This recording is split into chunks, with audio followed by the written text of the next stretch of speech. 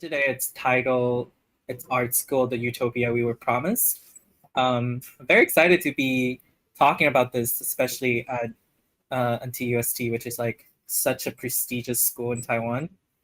I think today's session will be divided into two parts. So the first part would be an hour-long session where I basically walk you through my educational experience and then talk a little bit about how I got into teaching and eventually become a full-time teacher.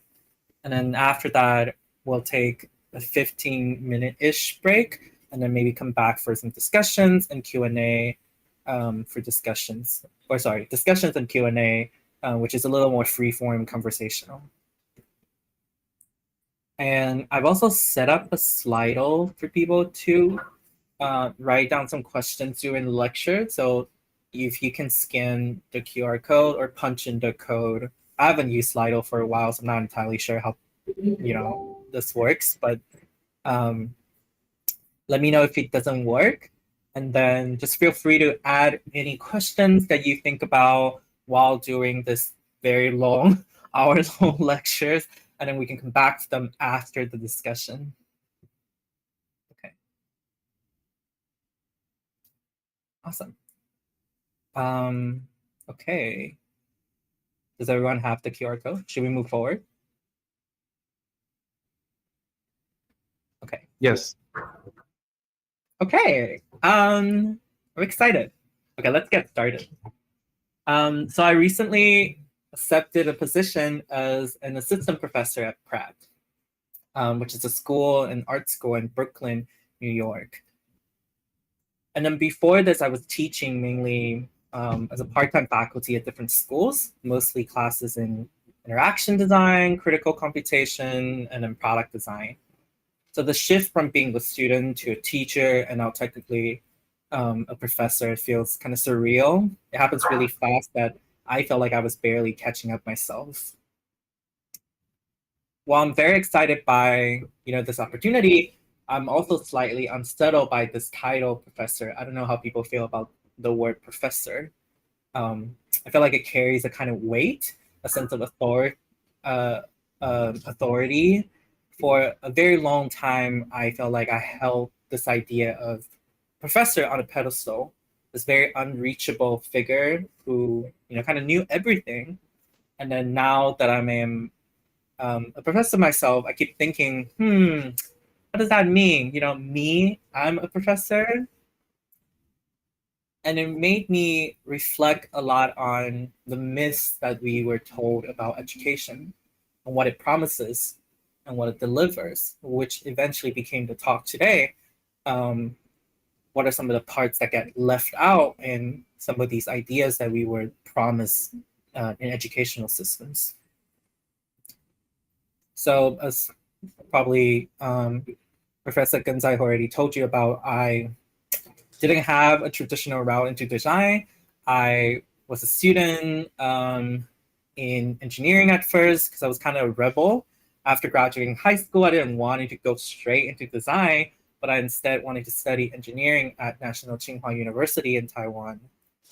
And all of my professors were scientists, mathematicians, engineers, but then most of them were very much particularly interested in teaching, I would say. Because I think to them, research was the serious work. And then teaching was kind of the less so serious breadwinner.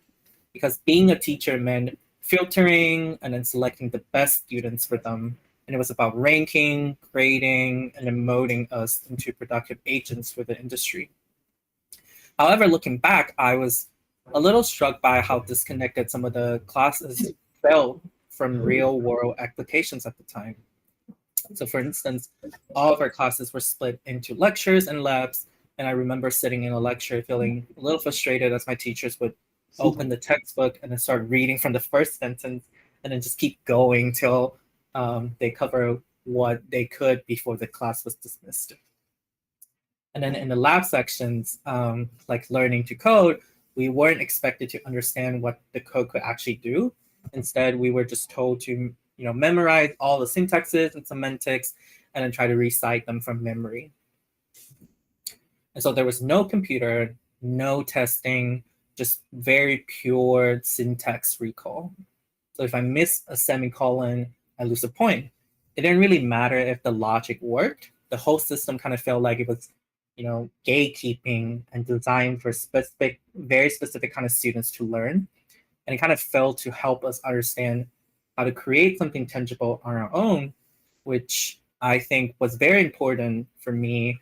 And it was, very excellent at making sure that we had the basic knowledge into engineering, but then the knowledge wasn't enough to do anything meaningful outside of the school on our own terms. I think another thing that I couldn't understand at the time was that many of my teachers were also victims caught in this environment where teaching was deprioritized for them. So their success was very heavily measured by publications and grants and not by student learning. So it's not that they didn't really want to teach, but more so that the system didn't leave enough rooms for them to invest in teaching.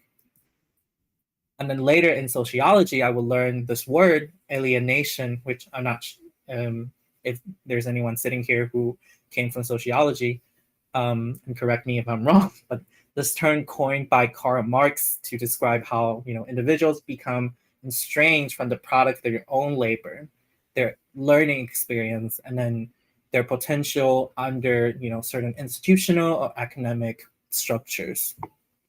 So in many ways, the academic system that I experienced functioned like this broader school industrial complex that really emphasized output, standardizations, and compliance over curiosity and autonomy. But at the time, I couldn't see all of these, obviously. So all I felt was very anxious and frustrated. And so I remember sitting in a classroom feeling like, I was wasting my time doing things that had no real connection to the kind of life I wanted to build. It seems like many of my peers already had a very clear path forward, and they're confidently stepping into the roles that the school had prepared for them. But then I really struggled to relate. I wasn't sure I wanted to follow, the same trajectory that my professor went through. And I was just thinking about, are we, training to just become versions of those who came before us? And then if college was about repeating a mold, I'm not sure I want to be part of it. So I wasn't, I wouldn't say I was a really bad engineering student, but I think I could do the work, but I just feel like it read counter to a lot of things that I thought education should be. And it would take me a really long time after graduation to realize that, it didn't have to be like that, that education could be something entirely different. Okay. And then at the time I had started taking a few design electives outside of my major. So I was pretty good at it, largely because it was complete opposite of everything that I experienced in my major in engineering. So in design classes, I feel like I was taken seriously as an individual, while there were these like foundational training and theories. I felt like I could actually apply most of them to what I've learned into my actual practices. Because Tsinghua University doesn't really have an art and design major, there was only, at the time that I was studying there, obviously I have a major now, but there was only one class at the time called graphic design taught by Tuno Shu, who became a very important mentor to me later on. She encouraged me to keep practicing and pursue something that I was truly passionate about. So inspired by that support, I began organizing these co-learning environments where people can learn together and then critique each other's work. Like I said, Tsinghua didn't really offer a design major, but many of the students were already designing things. They're designing posters, books, flyers for different departments, events. And it was really surprising to see how many people actually were interested in design and actively practicing it, even though it was a school without a formal design program, very different from NTUST. And so this co-learning environment eventually became my first entry point into teaching, because people would often come to me and they would ask, oh, how do I conceptualize my layouts? And then what are some of the basic knowledge and reading they should explore to get started in design? So I started to read a lot because I was trying to answer some of their questions. And I really read a lot. I read so much books, basically every book that I can find in the library. I also requested a bunch of books for Tsinghua to purchase because it was just a very well-funded school. So that worked in my favor. And honestly, I think I probably contributed to most of the typography books in the Tsinghua library. And then later on, I was invited to design and co-teach a class as a student instructor, where I have ownership of the semester. I wrote my own syllabus and then co-led this class with other student instructors. So one of the classes I created was meant to introduce students to a wide range of industries and disciplines within art and design. And so we invited professionals and alumni to work in art and design to come and share their perspectives and practices. The students were, very direct in their questions, which I really hope to see direct questions today as well. They will ask questions like, how much do you earn? About money, about survivals, about what it actually looks like to build a life in this field. And then for me, it was a chance to also break the illusion, because I've come to believe that it's a privilege to not talk about money in an institution, even though it's a very decisive factors in whether the students choose to pursue a specific kind of path or not, because eventually they will have to go into the industry. And so by providing students with these concrete examples of working professionals and broadening their reference points, I feel like the class opened up new ways of thinking for them, but also for me as well at the time. And my research also led me to read about how a lot of art schools now have a foundational year, and how this idea came from science and technology schools. So it really surprised me to learn that Bauhaus borrowed this concept from the structure of technical university in Germany. So in technical university or in engineering schools, all first-year students, no matter what their major is, would take the same core subjects like physics, chemistry, calculus. And this idea was that they were shared fundamentals every scientist and engineer should know. So just because you're a chemistry major doesn't mean that you don't need physics. And then in Bauhaus, these core subjects gets translated into something more abstract. The students would take courses in color theories, material studies, live drawings, and spatial compositions. And then this became known as Volkers in German, or preliminary course. So they really set the tone for the rest of the programs for the whole school, and despite what the students were interested at the time. And so even now, a lot of art schools around the world still have a version of this. So sometimes they're just called foundation year. This is from Prague, where everyone, whether they're going to fashion, architecture, or graphic design, starts with a very shared curriculum focused on basic skills and concepts. But then having gone through engineering school myself, I thought it was kind of funny how we carry over similar educational structures between these different schools. I remember feeling very frustrated in my first year in engineering, questioning why someone like me, who's only interested in software engineering, have to learn, chemistry again. And so I really wonder how effective this kind of structure translate into art school. And maybe you or anyone here who had gone through a similar structures can talk a little bit about that later. I also read this book by David Renford, who was a graphic design teacher for many years at Princeton University, which is an institution that's very famous for its science and engineering school, similar to Tsinghua. So he taught a wide range of students graphic design, but then there was no formal graphic design majors at Princeton's as well. And so David Renford's approach was centered around this idea that design can be taught as liberal arts. So he believes that understanding the critical history and concepts of design was far more important than focusing solely on technical skills. His argument was that practical skills could always be acquired later, especially outside of school, but then the foundational understanding of design and its context was something that students needed to cultivate during their academic years. And then before this, I would say my design works was very practical and straightforward, but then diving deeper into design and design readings really pushed me to take classes that went beyond just practicality. So I took classes like aesthetics and philosophy, art history and liberal arts, and then STS, which is my favorite, science, technology, and society, in the sociology department. These courses really helped me develop a different kind of mindset. I feel like I started to think more like a liberal arts student and engaged with concepts like critical race theory, intersectionality, and an ethics of technology and sociopolitics. These studies later became a very important part of my practice.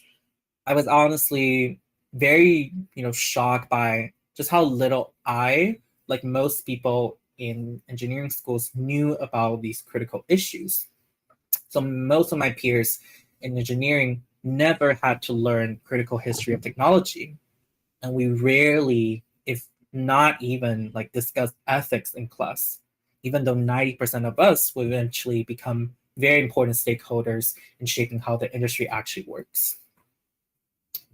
And so while taking them, I became really obsessed with this concept of speculative design. I'm sure some of you have read this book as well.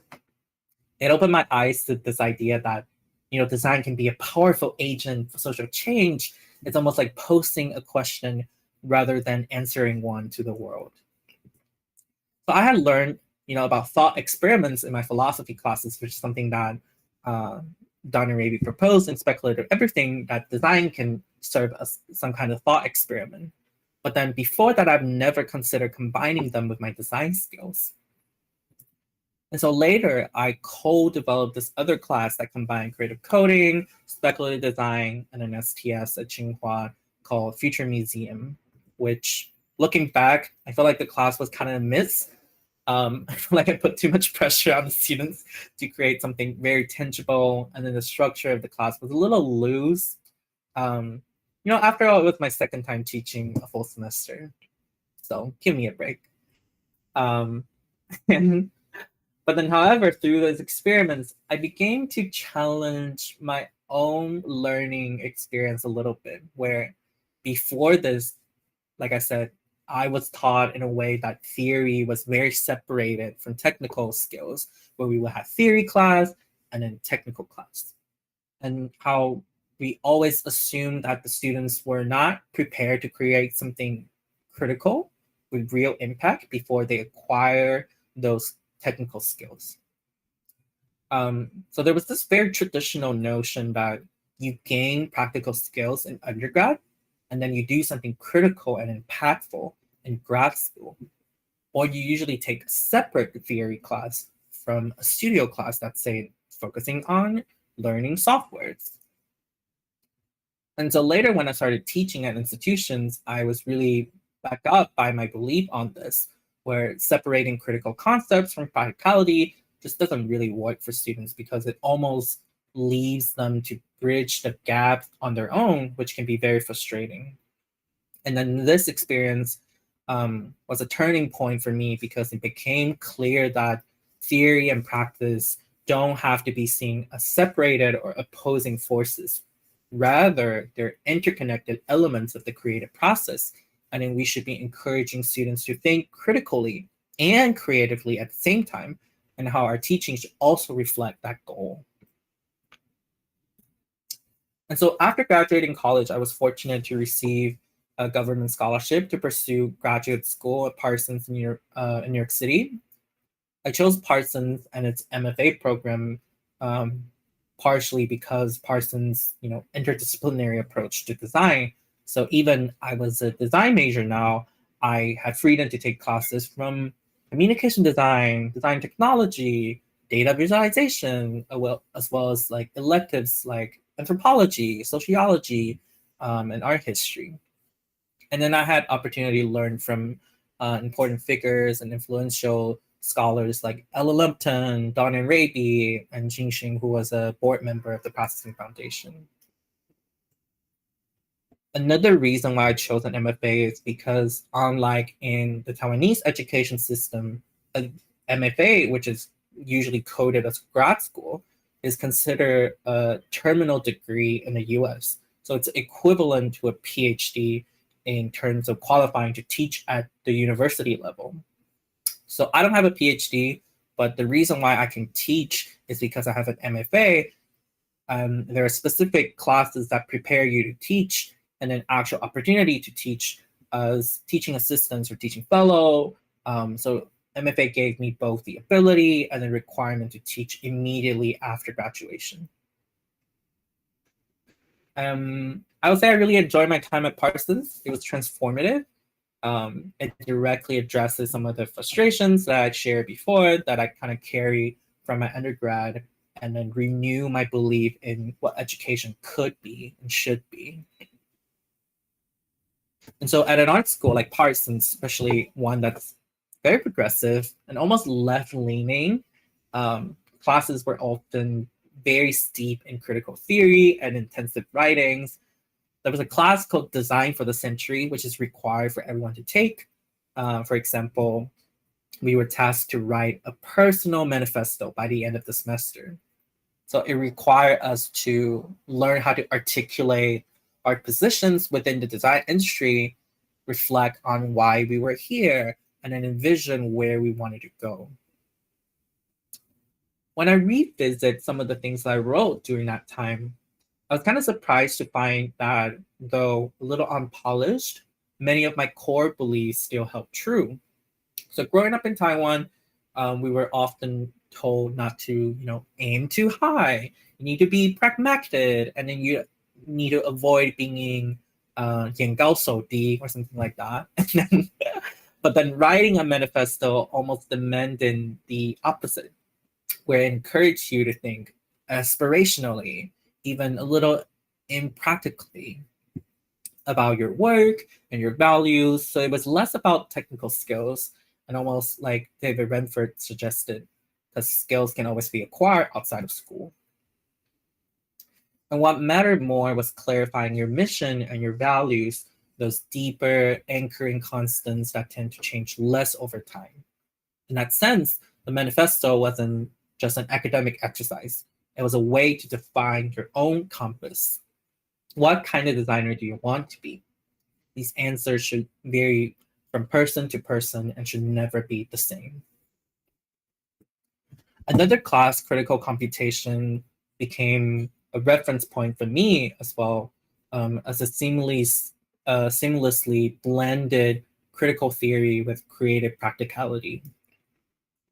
So we will learn basic programming concepts, much like engineering school, but with a more critical lens and actionable insights applied to our assignments. So in the same week, we will explore ideas like data manipulation, paired with readings such as Data Feminism and Weapons of Math Destructions, discuss how designers and engineers often unknowingly, or even sometimes intentionally, design algorithms and systems that further perpetuate racial and system injustice.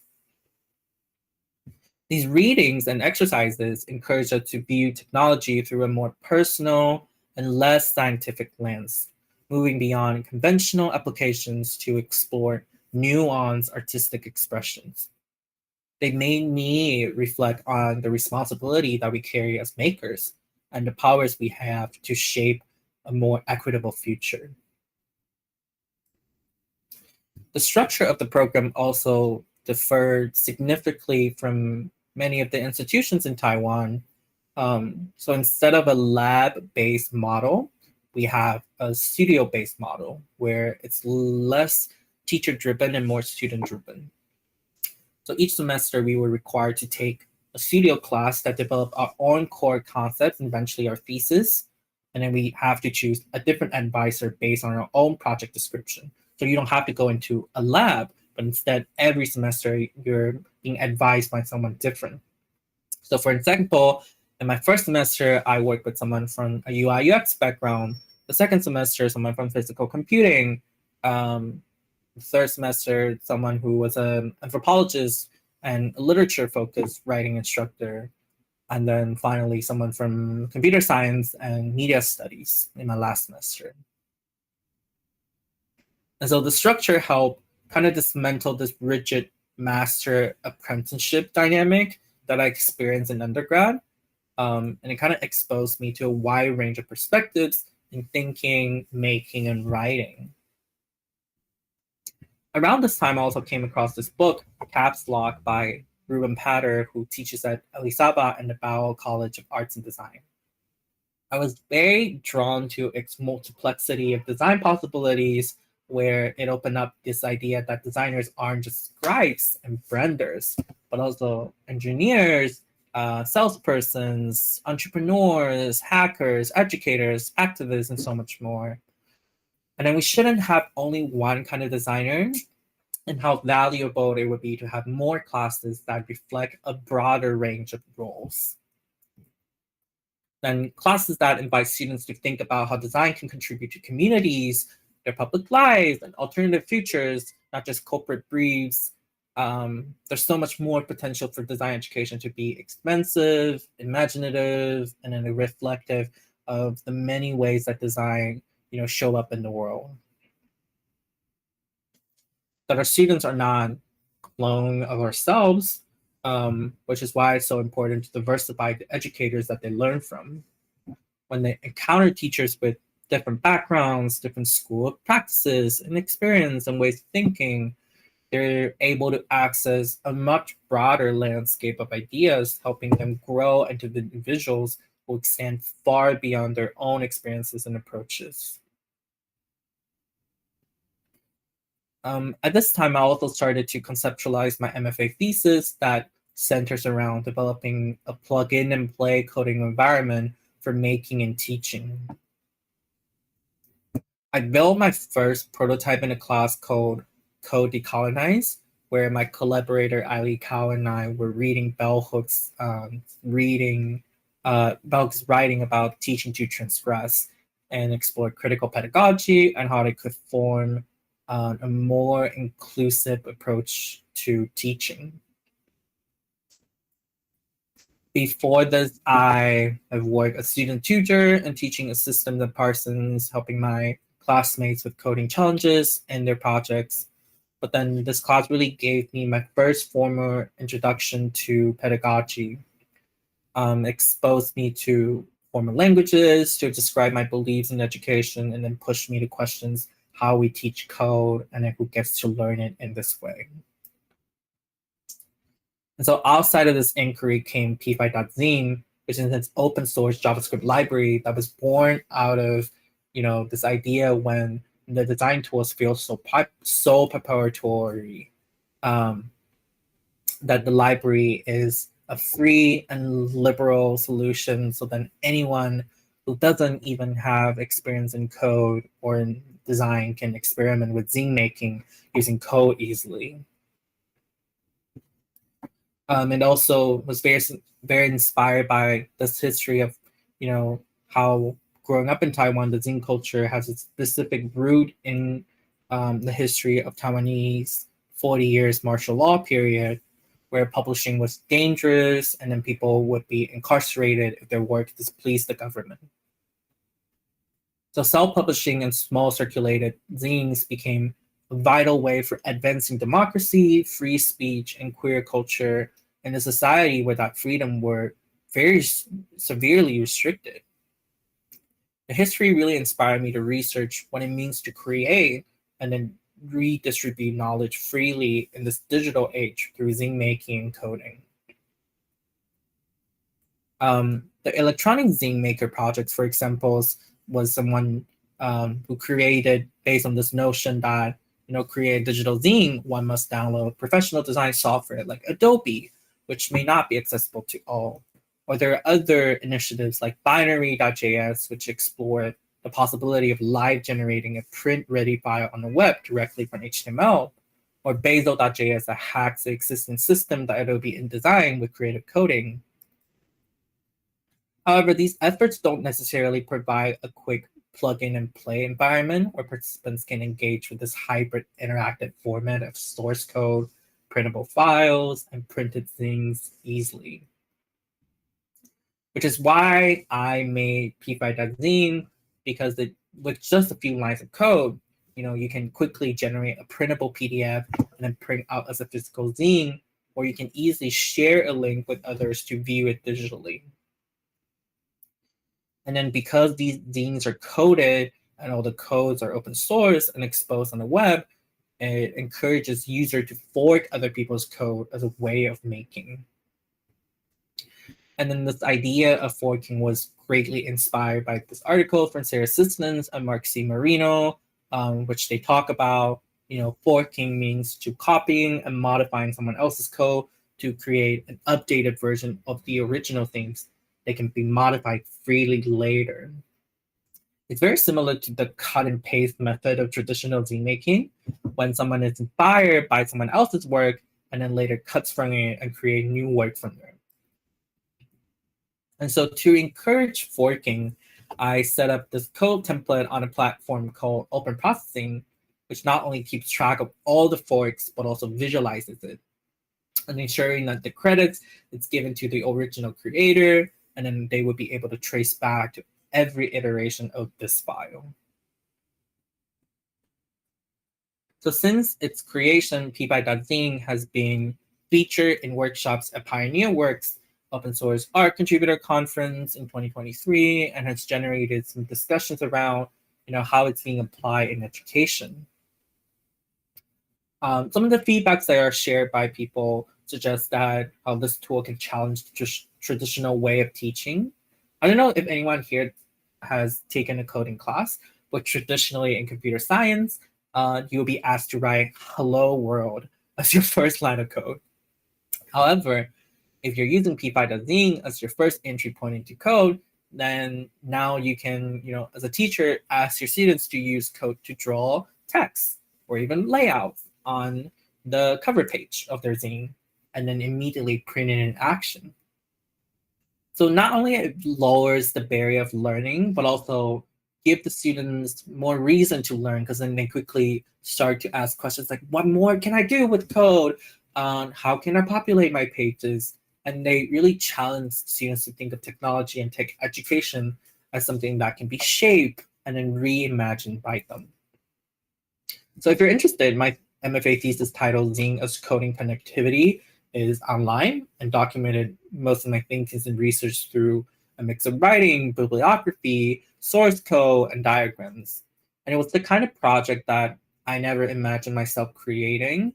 That was a synthesis of technical and theoretical work that just a few years earlier that I didn't know that it was possible to use this, as an MFA thesis and graduating from the design school. And so after that, I began to think very heavily on these questions about who controls access to digital tools, knowledge, and infrastructures. How can we create alternative tools and systems that foster openness, togetherness, and mutual care? Okay. Take a sip of the water. Okay, how are you feeling? Should we continue? Okay. These questions didn't stay in the classroom. They became very central to how I approached my career.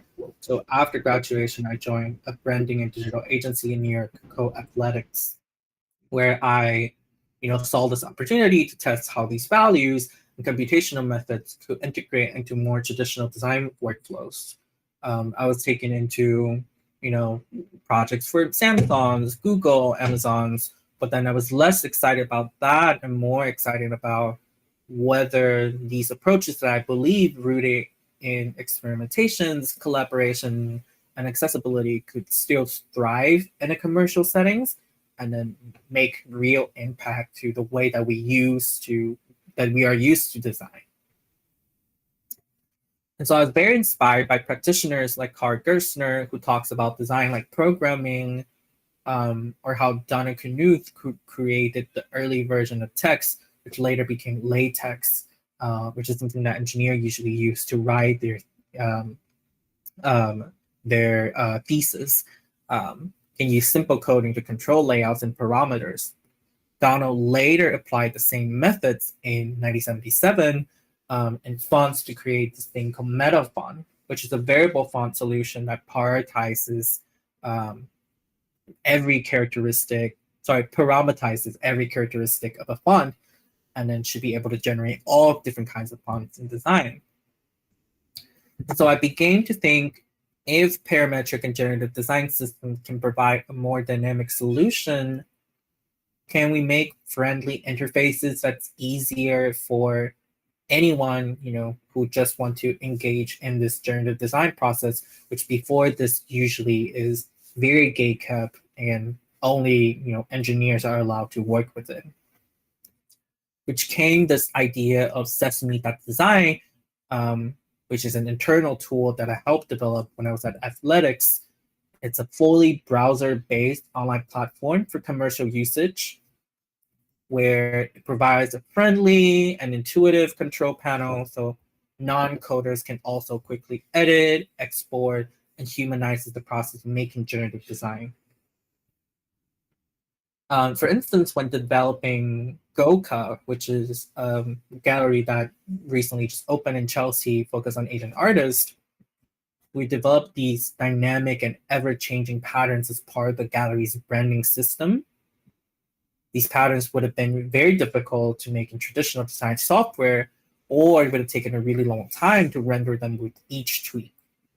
So instead, we built the system in Sesame, and so both the designers and the client have a chance to collaborate together on the generative systems without them having to understand, actually how to write any piece of code. It also helped exporting these patterns for various applications, including on the website, in print, and as vinyl stickers. Similarly, for a custom skincare company, Layers, this project explores how code and custom tool enhances packaging to reflect individuality. And so the design dynamically generates these layers based on each customer's personal skincare formula. The thickness of each layer corresponds to the ingredients proportion, and then the curve of the pattern is also generated from the customer's name. And to accommodate varying product amounts, I developed a custom tool that can control the responsive grid that was inspired by, this idea of responsive grid in web design, but applying print here. So the system ensures perfect typesetting regardless of packaging size, and allows for instant print, almost like P5.zinc. So again, the tools and system make the design more open and collaborative through code. Outside of my commercial practice, I also, integrate my love for speculative design and world building into computation, and how, these research can disrupt dominant narratives, shift perspectives, and maybe challenge the status quo. So over the past year, I've been an Art and Code Fellow at the New Museum's New Ink and Rhizome, which is an incubator for artists in New York City that help you develop your practice while collaborating with other researchers and artists working in solidarity, economy, and social architecture. And so my team was very interesting in researching about how our labor as designer is valued under capitalism. You probably heard of this term that time is money. This phrase in the US is attributed to Benjamin Franklin, whose face is, funny enough, on the US $100 bill. And Benjamin Franklin thinks if time is money, you should be careful about taking time to rest, since inevitably you'll be losing money every moment that you are not working. But then, however, time is money has also existed outside the more commonly known capitalistic structure. For example, the use of time as a basis for currency can trace back to 1827, when Robert Owen, a Welsh socialist, founded this national equitable labor exchange. So in this system that he proposed, labor could be equally exchanged, regardless of the task or the profession of the person performing the task. And more recently, Teruko Mitsushima, a Japanese housewife and a labor organizer, established what was considered the first ever time bank as a localized solidarity economy. So members could perform care-based work in exchange for time credits, which can then be used later in life for rest and care. And so we developed this work while in collaboration with Duty Free, which is a speculative e-commerce platform and physical installation that was showcased at the museum last year. It prompted, these critical inflections on how design labor can be valued and exchanged under our current systems, and what are some other alternative solutions to it. The store reimagines time as currency and how we can transparently outline the labor behind our design services. And so the visitors can come to these iPads that we set up and order design service from us on their iPad. And then they can take time to customize their need with a generative Toporoom visualizing the result. So if a visitor requests 100 hours of design work from the system, they might lend a book, cook a meal, or offer a ride to contribute to an equivalent number of hours in return and then match our offering. And in the end, they can check out the service and then print out a receipt from the physical installation and then take home with them.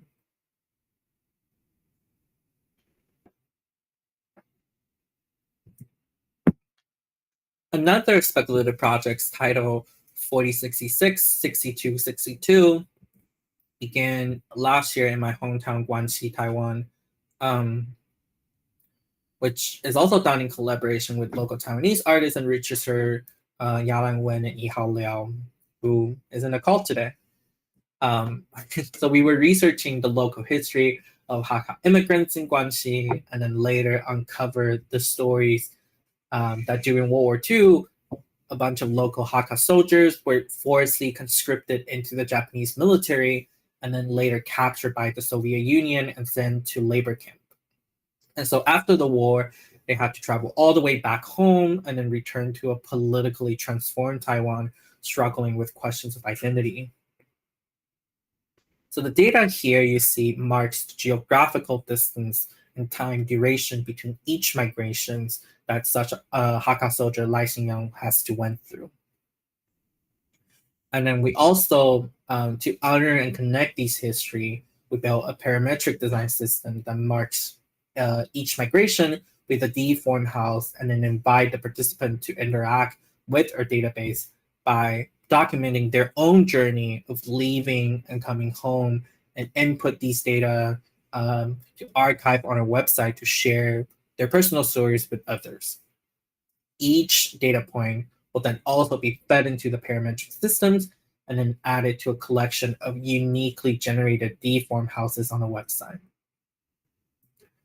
We also built a physical installation with acrylic and ESP32, so then the data that would punch into the systems would be uploaded to the cloud as Morse code and then captured by this physical installation in Guangxi, presenting in a continuously flashing telegraphic signal.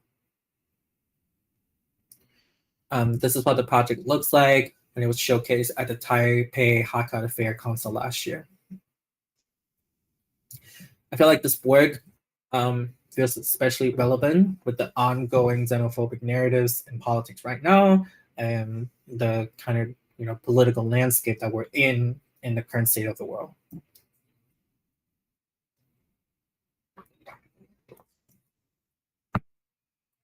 Like I said, I went through, I feel like, a very traditional way of learning technology. So having that first-hand experience, I feel like I know what it's like to have knowledge and resources being gatekept. And I saw a very stark contrast in the open source community that I was part of later on, where open access and transparency really foster a dynamic co-created environment where information is more diverse and generative for everyone, which made me believe that open data, when it doesn't involve in personal information or privacy concerns, became a really powerful tool for collective progress. And so this project called Image of the Studio first started as a curatorial work and online archive of the Herb Lublin Center at Cooper Union to research and preserve the design landscape in graphic design 2013. It was mostly documenting, the numbers of people, the many hours of working in these graphic design agencies in New York City, and then became kind of, I think, a database for people who are interested in, looking and comparing these different design spaces. But then in 2023, the AIGA New York National Conference reached out to us to design a digital experience that celebrates the 10th anniversary of the original project. And so we were reflecting on, some of the data that we've seen in 2023 and how it reflects, the fact that some of the studios were closed during the pandemic and how it has an impact on the shift towards freelancing in the design industry, having gone through this 10-year process. And so instead of making another archive, we made a participatory web app that hundreds of designers can scan the QR code and participate in live at the conference. And so participants would go through a series of questions about their experience and their opinions on the current design landscape. And then these questions would then dynamically affect the amount of these cubes or the gravity systems. For instance, if you're someone who prefers to be working in person more, then the gravity systems would be heavier. If you're someone who wants to be remote all the time, then it will be lighter, etc.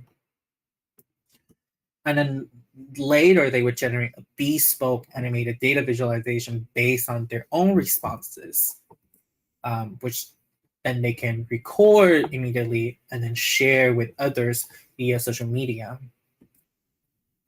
So this is some of the results that I guess were generated from the website. There's also a consolidated database that archives and visualizes all of the data points. And then since the conference, hundreds of designers have contributed their data, creating a real-time snapshot of this evolving design landscape. Another project, Soulmate Matcher, is more of an initiative that wanted to use open data to foster skill exchange and community building. So in like a diverse environment like grad school or a graduate program, students can come from a wide range of backgrounds with unique skill sets. However, cross-pollination doesn't always happen organically. So when I was at Parsons, many of the students actually expressed frustration about, always staying within their own circles and then missing opportunity to learn from others. So I interviewed a bunch of students for an MFA Design Technology program from Parsons, and then one of the students shared that while the community itself is diverse, she often felt lonely because no one seems to be just as passionate about game design as she was. Or how another student said that he felt like everyone was doing a little bit of everything, but then he was looking for someone with a very specific kind of skill set to collaborate and then complement his. And so Frame a Soulmate Matcher, this project gathers community data by asking over 40 students about their skill sets and interests, along with what skills and interests they envision in their ideal collaborator or soulmate. And inspired by this concept of weaving community data, which is a nod to both the historical connections between weaving and early computing, as well as the ongoing process of building interconnected networks, a design visualization system that mimics a woven pattern to represent participants' title and skill sets. And for instance, if someone is a writer, a designer, and a coder, they get a pattern of all these three titles combined. And so together, this is what the community data looks like. And then I also use a machine learning algorithm that kind of process and map these data to reveal relationship between individuals based on their expertise, aspirations, and affinities, which later was built into a website to house all of the data here. And so you see every card here represents a person who participating in the project, and then you can click into them to learn more about them. In this similarity mode, the profiles are positioned based on how closely aligned their interests and skill sets are. And then the user can pan and explore each of these profiles by clicking onto it and then read the details. However, in the soulmate mode, the algorithm will suggest a potential collaborator for you by showing an arrow pointing to you. Something that was really, I guess, amusing and unexpected is that sometimes, a soulmate isn't necessarily you. So your soulmate might not be, you might not be your soulmate, basically. Overall, the project offers a very playful yet meaningful explorations in community building using code, which serves as both a networking tool and an evolving archives of the program's diversity in its student body. And so aside from critical making, I also see organizing as a way of furthering my research in open data while fostering a sense of community. And so in 2022, I was elected as the Processing Foundation Fellow, which is global organizations for code and technology literacy. And so with my collaborator, Yanqing Liu, who was teaching indigenous middle schoolers in Taiwan at the time about creative technologies as extra curriculum, we co-developed this concept of Begin Contour, which is the teaching practicums reimagining Taiwanese creative coding education through anti-colonial and intersectional frameworks. We invited many Taiwanese middle school teachers, art educators, designers, creative coder to collectively reimagine a more beginner-friendly and non-dominant way of teaching. And in a 6 weeks process, we host lectures, discussions, workshops, and then test run to help them develop their own teaching tools and syllabus for their own classroom. And then to further this idea of open data, all of the syllabus and or the syllabi and resources are well documented and open source online, so that everyone can find more about them on the Processing Foundation's website. We also partner with other communities in New York, like Spicy, which is a collective of women of color and queer trans people of color in New York City, to facilitate a cross-cultural exchange that kind of disrupted this white dominant media landscape. We also invited practitioners like Jay Tobin to talk about his open source non-Western digital music production software Polygraph to reimagine creating music that's not necessarily furthering the dominant traditional way of teaching music theories and making. I also co-hosted the 2023 Processing Community Day in Taiwan with SpOnAcT, which is an art and design collective for social justice that I co-founded in Taiwan. And so we titled the event as Code as Acts to curate a series of lightning talks and workshops that introduce different practitioners' practice through a lens of code as education, code as art, and code as social act. It was a 2-day intensive event that particularly prioritized queer, femme, and creative coders and makers from the global south, while introducing them to other like-minded artists in the States and beyond. And so this free live stream event also offers office hours connect the students from global institutions with prospective students in Taiwan to really expand access to international art and design technologies. Going back to teaching, I also see how my teaching is deeply, connected to my practice. So after graduating from my MFA program, I started to teach as an adjunct at both Parsons and Cooper Union. These are art schools in New York City that prioritize hiring teachers who have an active practice outside of the classroom because they believe that educators should bring real world experience to their teaching and not just theories.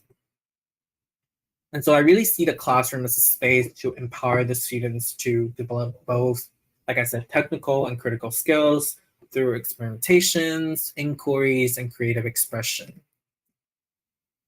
And in my classroom, I usually emphasize a mix of hands-on studio work, technical skills like programming concepts, and theoretical frameworks through readings and critical discussions. So students will, really see technology as a tool for storytelling and also critical engagement. My passion for teaching, like I said, really stems from the frustration with the rigid one-size-fits-all approach of traditional computer science education. And so instead, I try to meet the students where they are, whether beginners or advanced learners, by scaffolding a bunch of different structured tutorials, relatable analogies for coding concepts. Like here, we talk about how variable is like a box, and then constants are like lock boxes. Peer programming challenges, the students will, actually code these challenges on site with their peers, and one-on-one mentorship as well. I also have a very comprehensive documentation, so it's funny how many students actually come back to visit the sites after graduations and tell me that they find it really useful in their learning journey beyond the classroom. These are my students from Parsons. And I also try to integrate critical and historical context into the tech curriculum. For instance, when we're learning about API, which stands for Application Programming Interface, we would not only have lectures on how the date objects in JavaScript is an API for working with time and dates, but also how historically there were many ways to different cultures and indigenous society that represent a measured time than colonial legacy of standardized time. In the assignment experimental clock, students were challenged to design and code a personal cultural representation of time. So you're going to see some student examples, and these are students who are in their second year in Cooper Union. And so these are all design students who have never been formally trained to code or even design. And so students like anyone, inspired by her Asian heritage, created the rice cooker clock as a cozy, culturally rooted take on timekeeping. Or students like Ethan Camaro's death clock let the user see their remaining years as dots. So you were punching your age, and then each of the dots representing a year against the average life expectancy in the US. It's very simple, stark, and unavoidable. When learning about basic HTML, students will not only learn how to actually structure them in code, but then they will also learn how visually impaired users and screen readers navigate the website differently without using a mouse, and how to make their website accessible for someone who doesn't necessarily use a mouse to navigate the web. The accessible book projects, the students were asked to design and code a web-based book with the visually impaired user in mind while keeping the narrative and visuals exciting. So familiar yet different is a multisensorial experience recreating Chelsea's recurring dreams. Using hyperlinks and audio cues, it provides players through a house that's fully navigable via tapping for visually impaired users, while also keeping the visual and the senses exciting.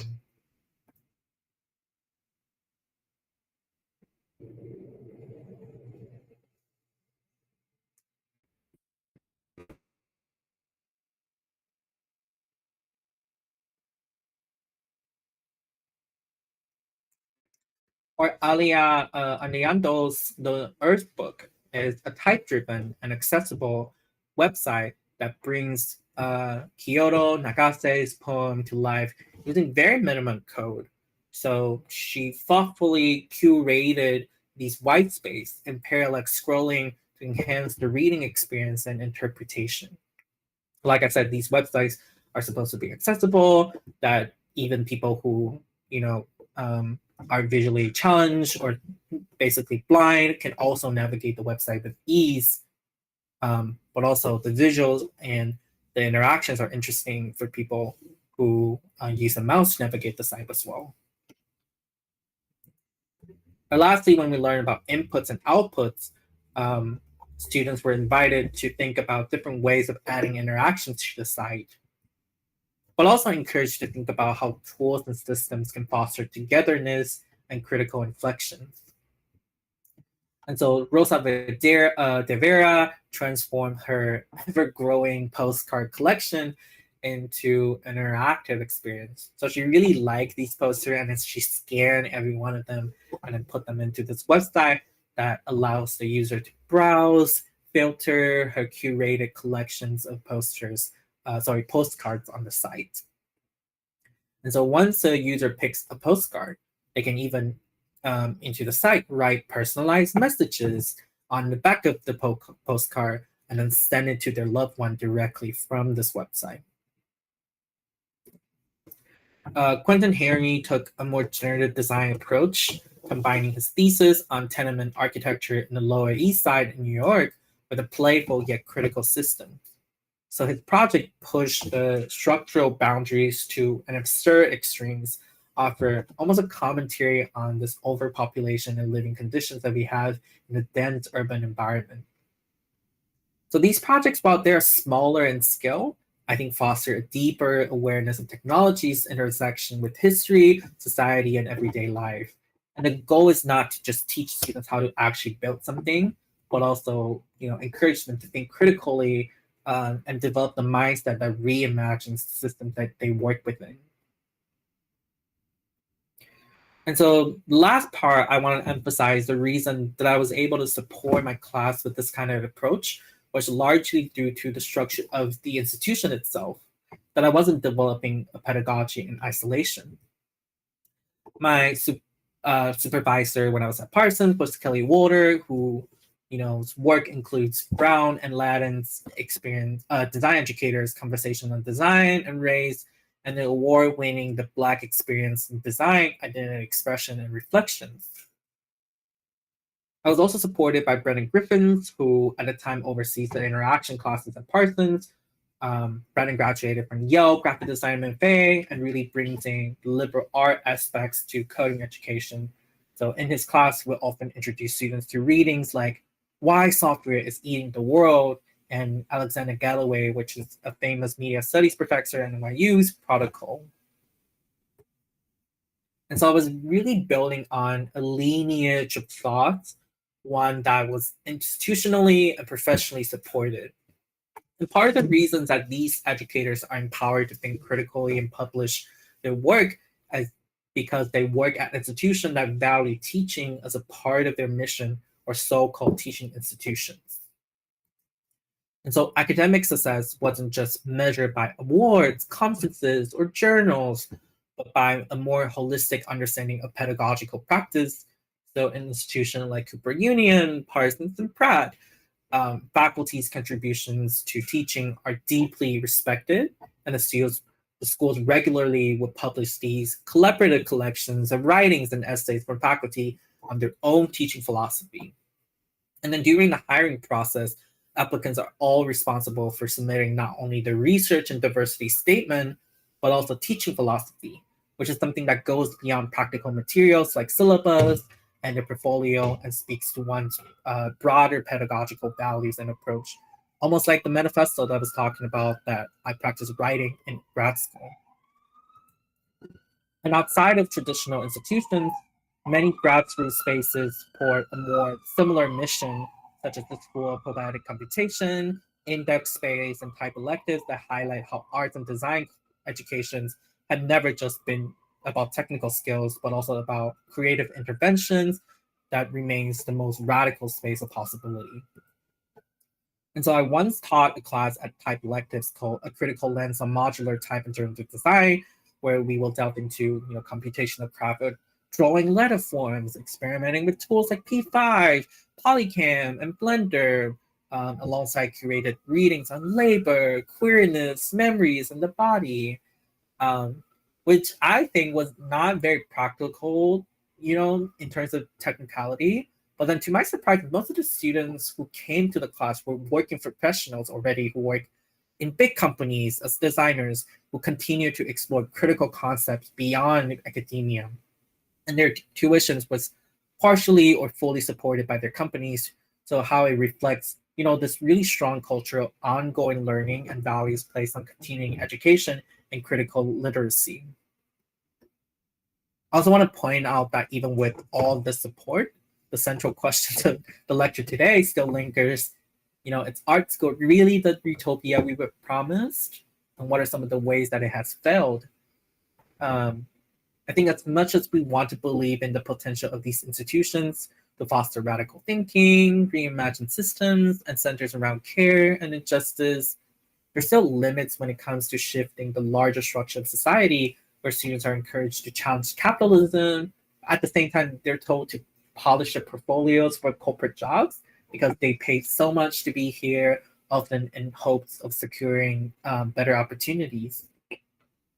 And how this promise of upward mobility reinforced by rankings and media portrayal of the schools often overshadows the more meaningful and transformative parts of the experience. And how even when students take on community-driven and socially engaged work, their projects are still evaluated by systems that reward aesthetics over impact, that these guest crits, awards, and broader design institutions often sometimes undervalue the work rooted in care and justice because the systems still operate within the economics of commodification and scarcity, where the project's either a billable client projects or charity. And though we often talk about experimentation and encourage students to step out of their comfort zone, those boundaries are often quietly reinforced by funding structures, creating systems, and institutional inertia. How can students feel empowered to try something different with that they've never done before when they're being graded on how polished and professional their work appears? And I want to mention that I talk about all of this not to dismiss the efforts of people working, in these institutions. I'm been very deeply fortunate to be in spaces where critical pedagogy isn't just allowed, but encouraged. But then even then, I feel like I've seen how fragile these efforts can be, where they often rely on individual faculty, specific classes, short-term grants, or temporary leadership, because the core of critical pedagogy is not only the idea that the teacher has to change, but more so that the students become the teacher as well. And then they're also responsible for learning environment themselves. And so as bell hooks writes in Teaching to Transgress, in order to practice pedagogy of freedom, both teachers and students must give up the notion that teacher as expert, and we must move away from thinking of a classroom as an arena where the teachers has all the answers and instead viewing learning as a shared collective effort. But the most important thing that we can do is to encourage students to be active participants in their learning, to encourage them to engage with the material, to questioning, and ultimately shape their own understanding. Like, how can the classroom become a transformative space if the students treat the professor as, these experts on a pedestal and expecting to learn from the best just to master trendy styles, the latest tools, or corporate way of pitching to the client, and then eventually land high-paying jobs? How can the classroom be a radical experiment if the students refuse to engage in critical readings and discussions, and then treating education as a transactional experience, something that they've paid for, and just sit back and expect knowledge to be deposited into them, rather than realizing that, the more they engage with the class, the more they'll benefit from it.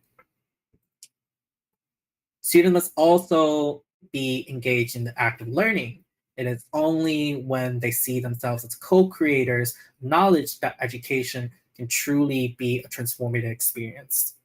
So bell hooks really advocates for that education as a practice of freedom at its core is the idea that students are agents of their own learning, and it's not simply the teacher's job to teach, but also to encourage students to reflect on questions of their assumptions, ideas, and beliefs.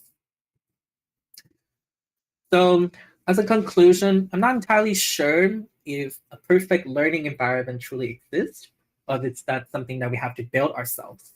Because in many ways, this idea of an ideal educational space is not a fixed destination, but a constant shifting horizon. So it's something that we co-create and reimagine together over time.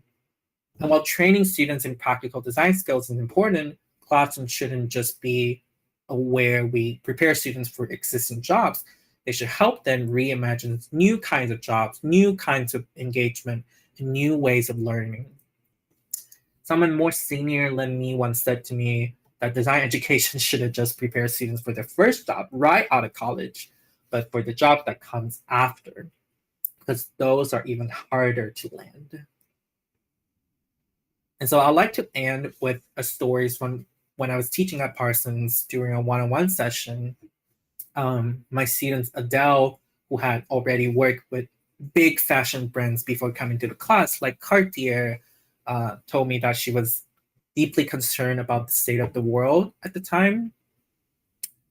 So just a week earlier, there had been large political protests around the school calling for an end to, the war in the Middle East. And so Adele asked me, are we actually doing something that matters? She felt like corporate designs was kind of sometimes, just dressing up capitalism every day. Are we actually doing any work that helps the world, or are we just making bullshit? And so her question really struck me because it wasn't so much about the class or design. It's about the role that we play as designers, as global citizens, and as individuals within a larger social and political context. And I told her that if she felt that way, her work in the class didn't have to stay in the commercial lane, and then there are other communities and other kind of socially engaged work worth exploring. So later, Adele shifted towards a more playful experimental coding projects. It's less politically charged, but still personal and exploratory. At the time, I didn't have the resources or knowledge to fully support where Adele wanted to go because as an adjunct teacher, I didn't get to follow up with her after the semester ended. But I often like to think that she saw through, all these bullshits that she called, that her frustration eventually became her fuel for freedom. And now she's out there imagining, better education, a better world, and she will become a better teacher than me because she saw something that I couldn't see in education.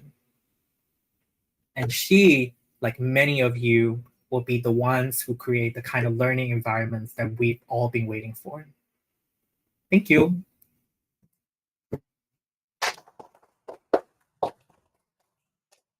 谢谢穆老师的1个多小时的一个分享，这样子。那是不是要先休息一下15分钟？好，就是因为tell yeah, 15 minutes and then we back to the class. OK， 我们休息15分钟，然后 we'll be back in 15 minutes. Okay, see you. See you.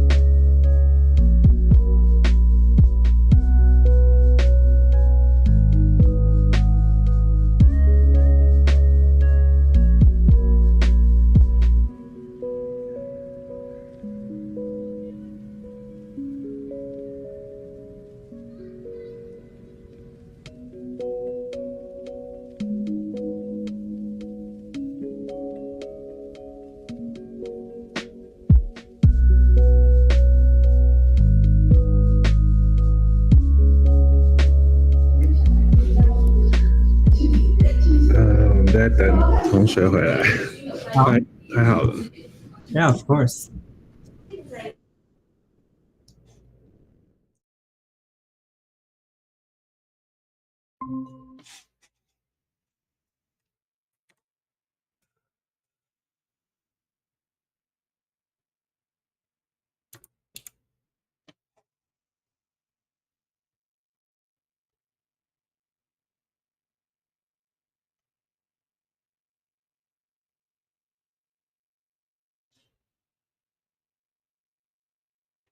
Roll back. Okay. Should we do this part in Mandarin or should we do it in English? 我们讲的大家听得到吗 Yeah, I can hear it. ？Yeah， 你听得到吗？听得到啊。OK 啊，我们坐那边你听得到吗？可以啊。这样也可以。对。It's OK OK。所以吴老师的问题有没有看到他写，就是你觉得哪些教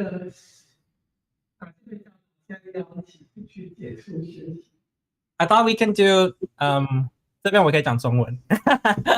我们可以 Yes, that'll be if that's easier. We can do it in multi-language, depends on what people want. 但是我们就是有一个，我想说我们做一个15分钟，让大家讨论一下，然后我们再进入 Q&A。是 Okay, does that make sense? I have some guiding questions.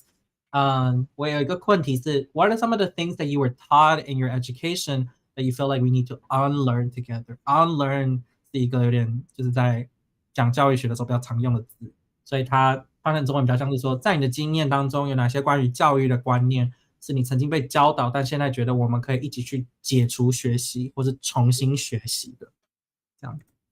For instance， 比如说学校是为了职业训练而存在的，或者是学习必须是竞争的、标准化、单一正确答案的，这样。那既然我们现在只有六个人吗？我们可以就是组个可能2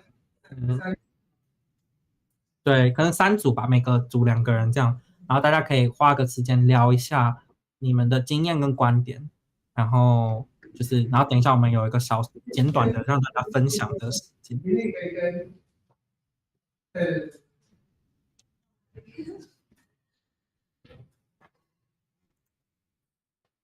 所以你的那个印证已经上了，恭喜！谢谢。什么时候开始？8月开始。哦，就是 August。你都课已经排了吗？会教一门 thesis， 会教研究所的论文跟那个有门课叫 technology。OK， 所以有上课吗？什么 ？Under 的部分有课吗？我只教研究所。你只教研究所而已。OK。那你搞不好是 Pride 的 County 第一个台湾籍的老师，会不会？应该是吧。哦，我可以问问看，我可以明天问系主任。OK， 因为我知道他们以前有韩国的老师，我在念的时候那样子，有一个韩国女生，但是她也是 Pride 毕业的。哦，对。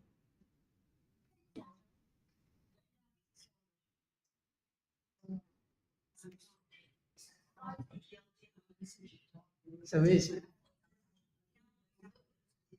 你只挑你要，但是他可能有一些课程里面可能就是，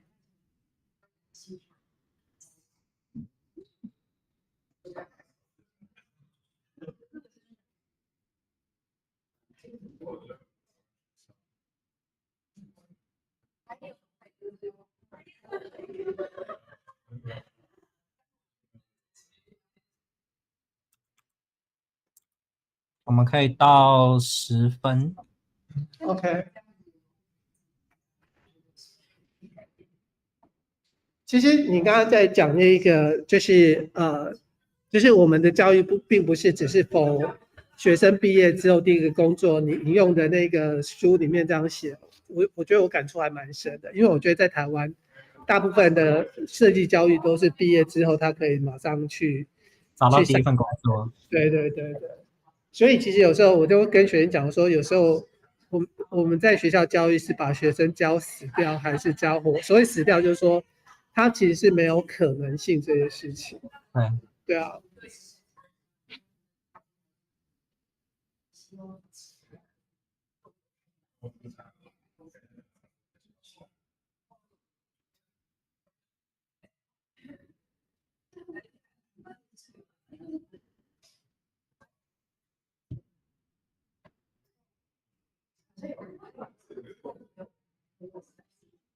我觉得我们到5分的时候，让大家换另一个人讨论，所以就是我们现在跟这个人讨论到5分的时候，我们就交换伙伴。他在5分之后，你们再交换。其实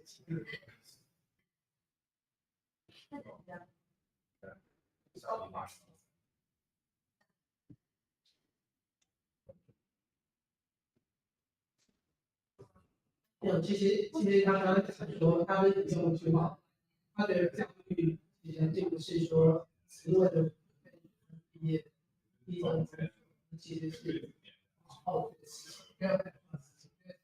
其实有时候会觉得在讲很多这个教育啊，都觉得很累，不是这样，这样说他还有很多发展，所以。那我觉得过去几年看到比较大的就是，其实我觉得都是学校非常然后就是也要维系或者是学的，还是学小概率，戏剧还是进度好，还是就是那个这些。调整要有，应该有，可以学。哦，这个。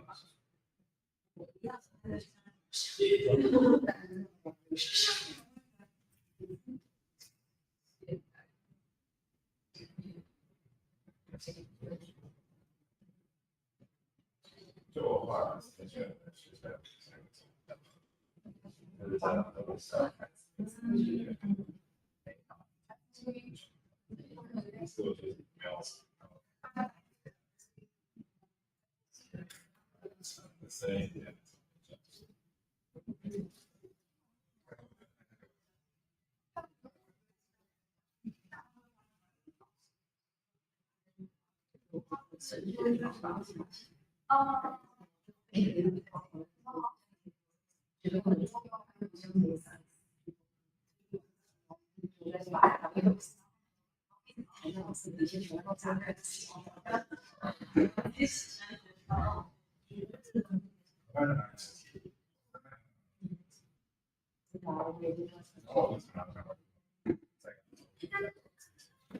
没有，你会觉得这个教学的事情，我比较常看到别的学校，我觉得教室好对学生的选择，希望就会有一点，就是那个路看起来，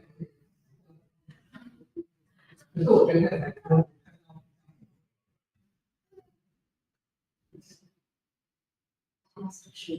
就我觉得跟学生一直强关系，比如说像那个某些是那个啊，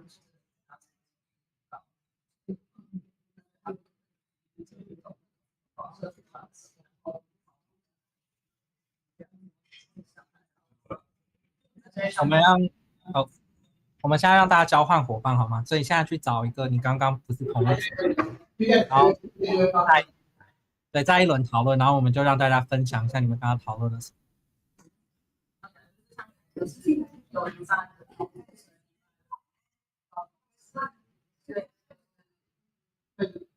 你们要换的，我应该要换到那边去办，跟3个人也没关系，3个人也可以。其实我感触很深，就是我有时候收到你就是就是我出去放，就是不要一直是 focus 在做媒体的问题其实是你现在只是在，只是会就这样。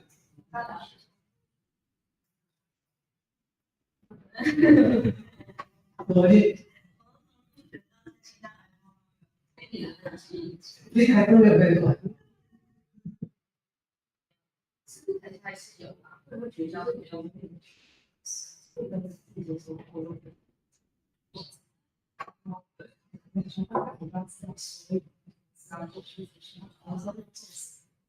因为我们那时候第是月比较报名的气好，你是说有什么事要跟他们？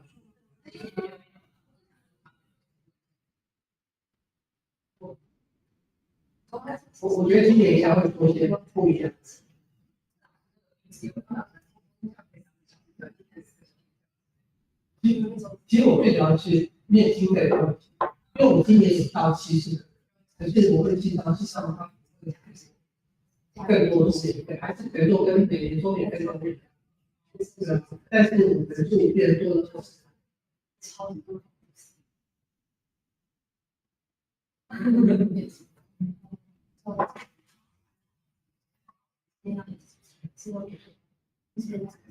你需要你们去北沟去玩，你有没有想去？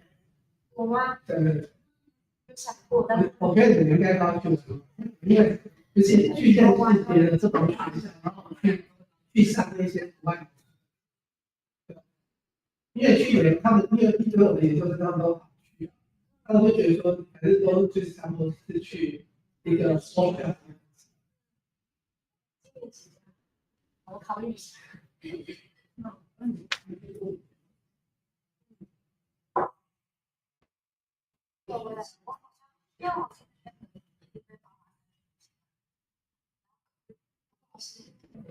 但是主动自己在一起，然后就会有像，可是我觉得，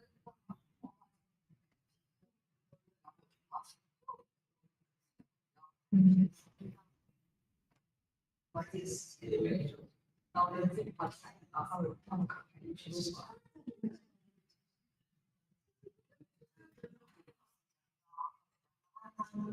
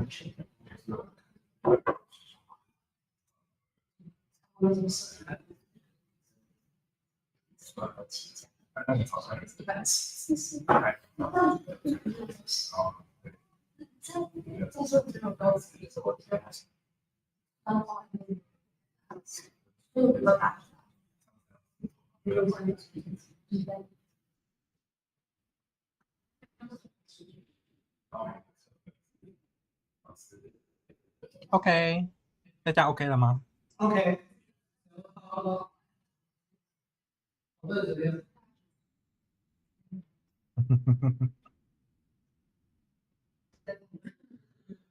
大家准备好分享了吗？罗老师，我把你的那个，我刚刚有录一段大概20秒的影片，我可以 po 脸书吗？好啊。OK， 那我可以说你在 Pride 的 full time 这部分可以讲吗？可以。OK， 好，没有，因为想说先征求一下你的同意，确认。没问题，谢谢老师，帮我牵线一下其他的老师们。OK， 我觉得很厉害啊，对啊，我真的觉得，我跟学员讲说 potential 这件事情不是只是说他们现在看就是说大学部学生会觉得啊字排得很漂亮，画面做得很好看。我说 potential 绝对不是这件事情这样子，对。那我们可以请大家像我们只有6个人，可以大家一个一个分享吗？然后你可以讲一下 either 你自己的想法，或者你们刚刚讨论了什么，这样。然后你不用讲很长，就讲一点点就可以。对。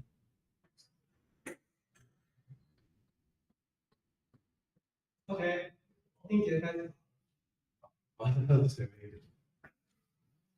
就是我刚刚跟同学讨论，是因为我以前是念一个实验学校叫华德福教育，然后就是很没有在走升学体制，所以我有些地方我可能没有办法那么有连结，就是在体制考试升学压力。但是我有在想，就是因为我12年来从小一到高中都没有念过，外面学校也没有穿过制服，然后就在想说为什么好像相对欧美国家，为什么亚洲国家的学生好像都会被这种制度的制服啊规范，然后好像比较有 discipline 或什么的。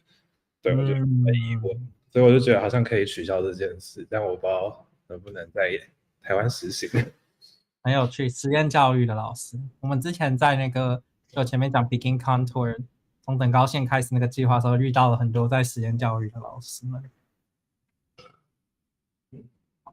下一个谁要分享？好，东西方的差别有一个蛮大，是因为西方本来就相对比较偏向，但是对东方，特别是东亚这几个制度家的历史上都是比较偏向团体生活的精神，对很多学校或者很多在就是它是一个要管理团体或是团体生活好的一个东西，所以就很不一样。自己的觉得不一定是为了，也不一定是为了管人，而是大家可能也会期望自己的一个团体。对，我觉得还有一个点要补充是，大家常常在台湾会讲说，其实就是台湾就亚洲国家比较常穿制服，但其实欧美国家也非常常穿制服，尤其是在比较私立的学校或是所谓的 boarding school， 就是寄宿学校，通常是比较有钱的人会送小孩去，然后他们去那边的时候，学生都要穿一致的制服，所有人都是要穿一样的衣服。好，那要换谁分享？没。请问你听得到吗？听得到。好，刚想到的是，因为我是觉得我不喜欢那个，就是虽然学校都教出行行出状元，但是这个观念好像没有真的落实在学校里面。然后刚跟大家分享说，因为我国中是自由班，然后光是自由班的命理就会看到这件事完全不平等。我们第一名叫医学自由班，第2名是数理自由班，第3名是语文自由班。我跟理科的态度已经差很多，然后没有这里没有但我第一个就是我高3的班导数落他从第2个学生考70几分，但是最后读台大戏剧系，他上次骂学生说什么成绩都好，但就是觉得总会有他一直讲这个例子，然后闹得我们就是好像成绩好就一定要读自工，然后电机，然后你读文科就很大，所以我也不喜欢那个制度。但我觉得真的必须差异，因为我也是升学学校，而且我是念第2年中介理工，但是我们台南人超级没有，他们对于电机跟自工很没有想象，然后2类是超少，没有人念2类的。然后我同学就是我家长是工程师，但是我从小到大跟人家说爸妈是工程师，他们都觉得在运动中超怪，就是新竹差很多，因为新竹大家的朋友爸妈都是工程师，对，可能真的有这个差异。因为台南人可能是喜欢教小朋友，他们不会有点不想教，我跟我学他们讲，甚至他们想要在学校内量可以公务辅导老师，就我记不太。很有趣。为什么？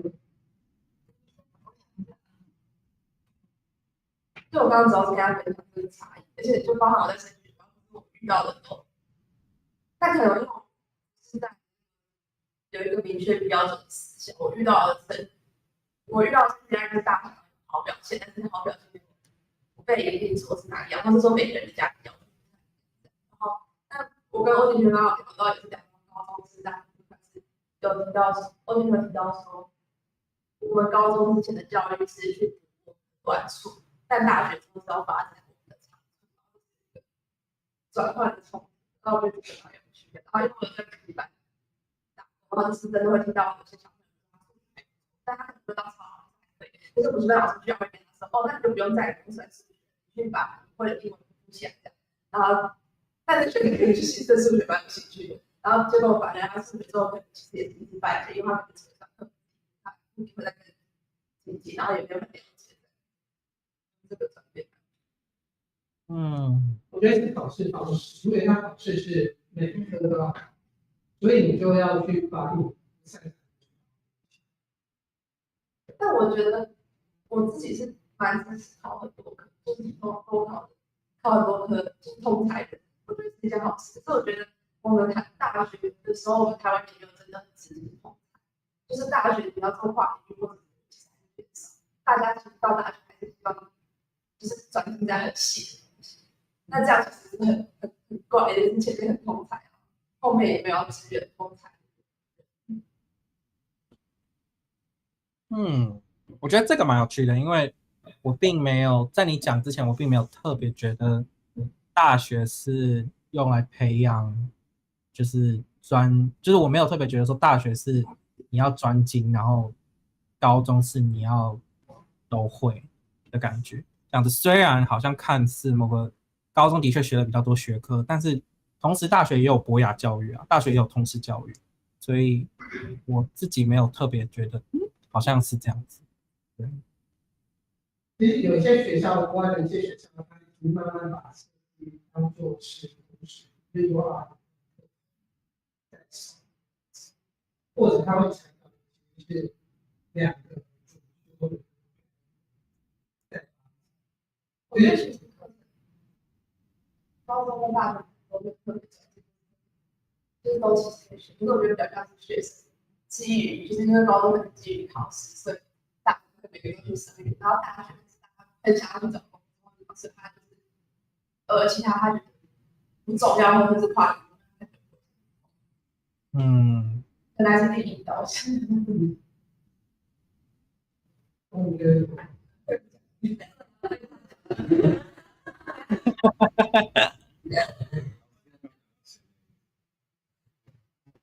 现在没有放钱包，拿到钱。啊，什么意思？我电脑。对啊，拿到钱。OK， 可以。好，那电脑是可以移动的吗？因为刚刚连那个简报就是哦，对，突然变好近，太近了吗 ？I'm sorry。那这边的人呢？你们有什么想分享？老师聊到的是，刚刚是讲就是设计学死掉，或者是对，因为台湾是升学管道有分高中和高职，然后考的东西也是完全不一样。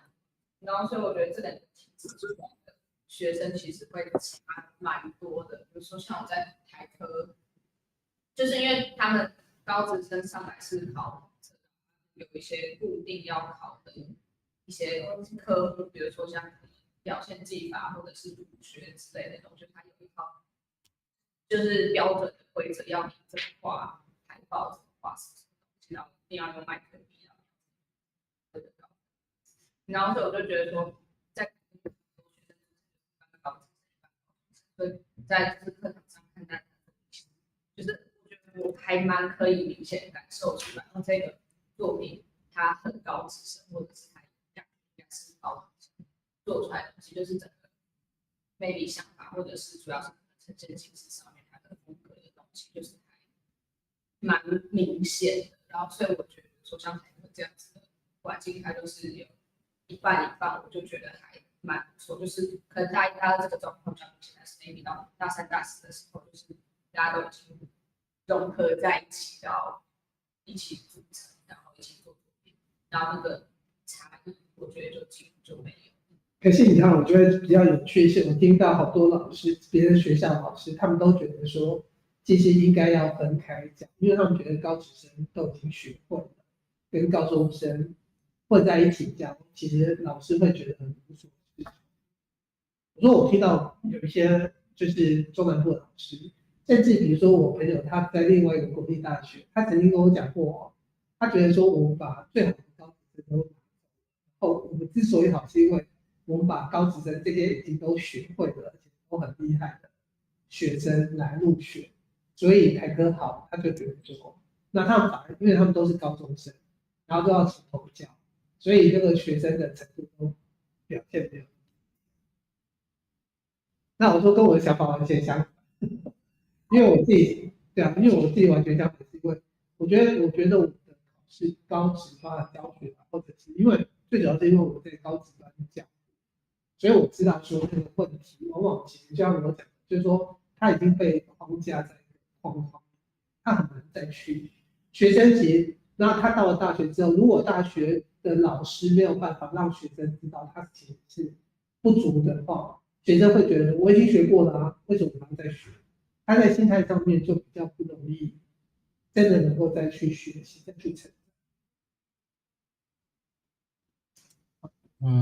我觉得蛮有趣。我自己觉得对我来说比较有趣的点是，就是像我刚刚在那个简报里面讲到说，有一种很传统的模式是在想说，学生好像必须要先学会基础的写作能力，才可以去做更具思考或更具批判性的作品。所以我想当初建立这样的系统是在想类似的事，就是说，高职生先学会了所有的基础技法跟表达的方式，然后进大学之后，他们就开始读一些文章，读一些内容，然后去精进他们的概念。但是同样是就是比较像是一张白纸的学测生进来，但他们也没有先学会实作的能力，他们可能是同时一起学的。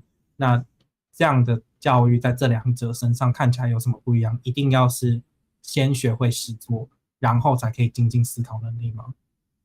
我觉得其实会有这样的教育方式，是因为以前技术是进入设计的一个，比如说以前你要先学会，比如说手工制图啊这些手工的东西，因为以前没有电脑之前，那你要完稿，你要做设计，手工是一个很重要的一个基础的力量。那刚刚后来是电脑嘛，所以其实我画过一个图，就是从设计的发展过程，就是到后续视觉的执行端的那个部分。所以我那时候其实我有另外一个想法，就是说，如果我可以去决定这个学校的学校教育的话，其实很有可能其实是先去发展想法。那你决定你要什么样的，你的想法需要什么样的技术，你再去学这个技术，因为技术其实是越来越简单，对，但是反而想法其实是需要困难。就像说，我相信其实是在欧美，比如说你知道那些他们会去开始谈人文，比如往当代艺术的那个角度去发展，比如说会去谈那个什么解质啊，会去谈那种社会学啊，或者谈一些什么心理学啊等等之类的。其实是因为形式的建构已经越来越简单，所以它一定要往内在的部分去发展，不是还只停留在形式，否则的话，纯粹形式以现在的技术来讲，就是我在台科教大二，你看，如果你有看一豪他大二作业的话，他那个大二的作业其实比我们30年前所有大四毕业的学生做的都还要好非常多那样。那因为什么？因为手工的技术它所要训练的时间是远比用电脑的时间要长非常久这样子，所以他很有可能大一大二都在做这种所谓的执行的技术的训练。对，可是现在因为这块反而变得时间很短，所以反而想法上面可能会更需要更多的去发掘，尤其是我觉得在 AI 年代更会是想法会是一个非常重要的部分。快速回应老师讲了一个点，然后我们就换下一个人。就是以前在 Parsons 的时候，我们写论文的时候，老师会问说：“那你的论文题目是什么？”我们要用一句话讲出来。然后有的学生就会说：“我的概念是我要做一个 VR 的体验。”然后老师就说：“回去打掉重练。”因为他就说你的论文问题不可以是你的 thesis question 不可以是一个形式，你应该是有一个你想要探索的主题或核心问题，然后用一个学期的时间去探索说，那为了回应这个问题，我可以用什么样的形式去表达，这样，但是形式不应该是那个问题本身。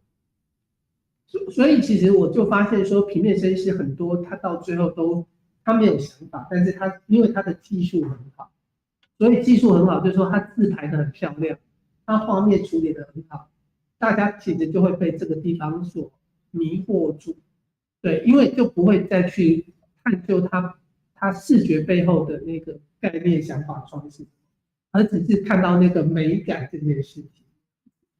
对啊，但是其实当技术工具越来越简单的情况之下，要做出那样的技术的美感，可能已经不是难事。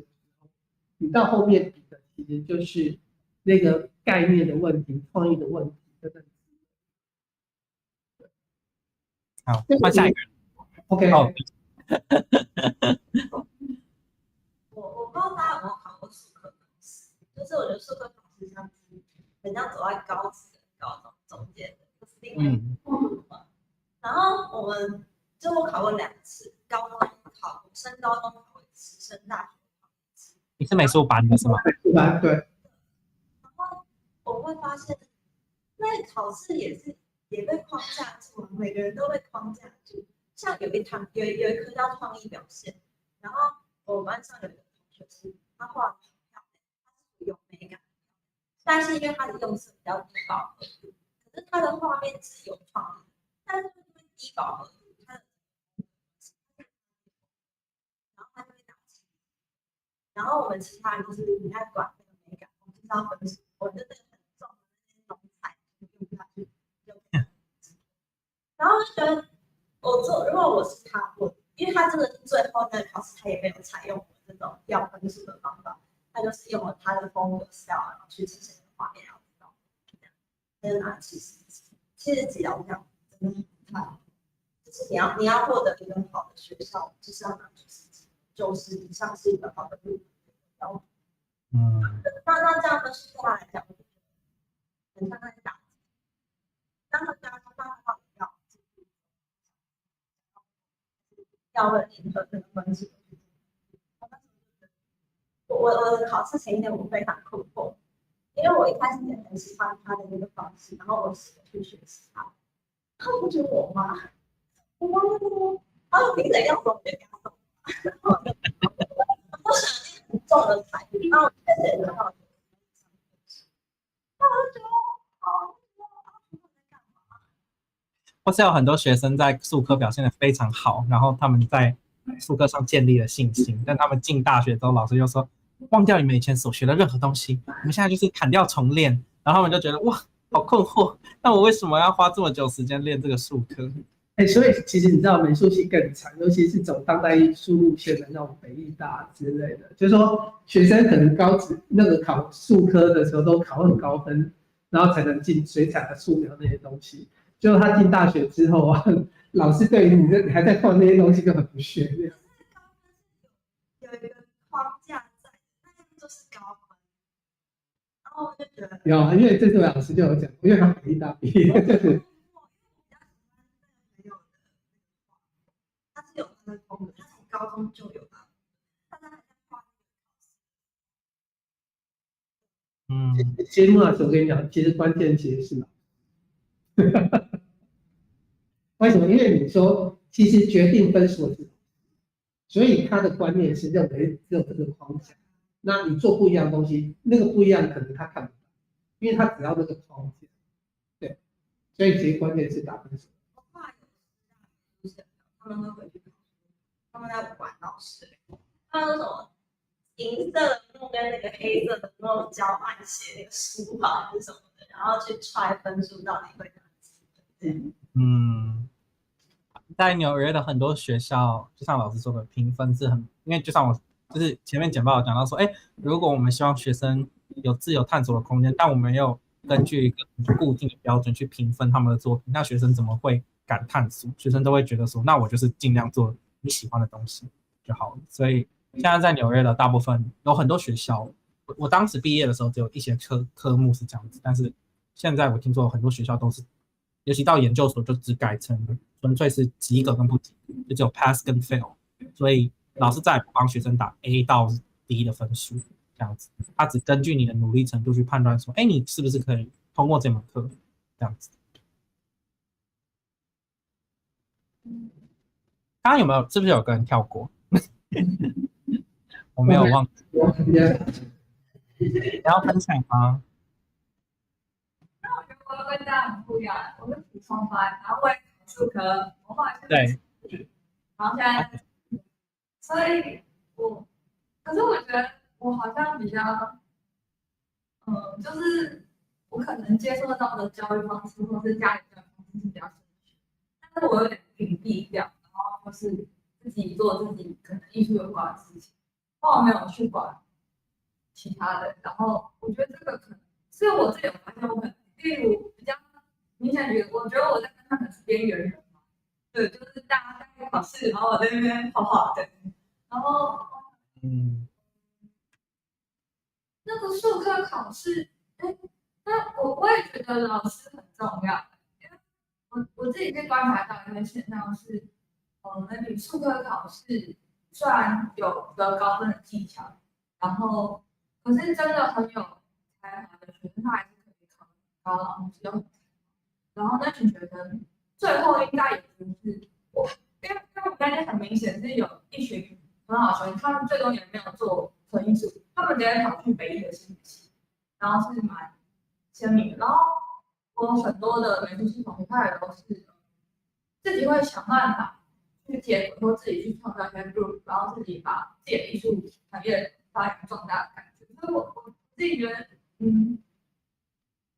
我可能是这个类型的，我觉得老师很重要，然后我会比较需要老师引导，然后可是我同时也会看到一些学生，他们日本人就maybe 他们做设计也好，做纯艺术也好，他们应该不会发展好的那种类型的。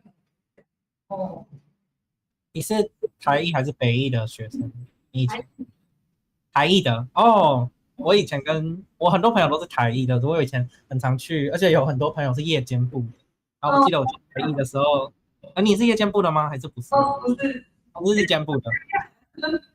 我记得台艺夜间部的那个美术系有一个很奇怪，有一个要被拆掉的废弃大楼，所以我常常就被邀请去那个奇怪的什么2.5层楼，然后去看他们的小展览。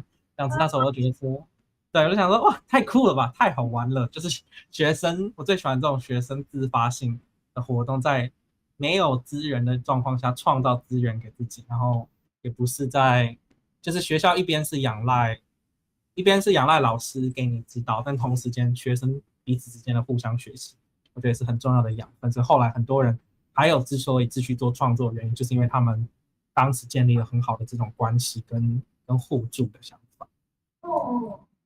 那个好重要。然后台艺跟或者那个那些北艺，那可以做什么都很好，就是什么类型。因为那时候也是蛮意外，因为我可能比较接触，然后我在一边看，然后一边有点不知道怎么干。结果后来理解是，就是他们有点是把学校当做一个集结社交场所嘛，可是他们自己在做这个事。我很印象是有一群人，然后他们都来学校，然后也不知道在干嘛，我们就讲做音乐，那最近的那个怎么讲，布莱梅的音乐，然后我超意外，因为教委其实我那时候并不知道他们很认真在做他们的发展这件事，然后我觉得有个后来吸收到，老师好养，很有趣，很喜欢这个例子。老师很重要，因为我那时候看不懂他们在干嘛。不知道我自己的期望是很希望老师这个身份可以放下老师的权利，但是同时又有陪伴的功能。所以我希望老师在我需要的时候出现，不要让我觉得好像我一定要照着他的去做。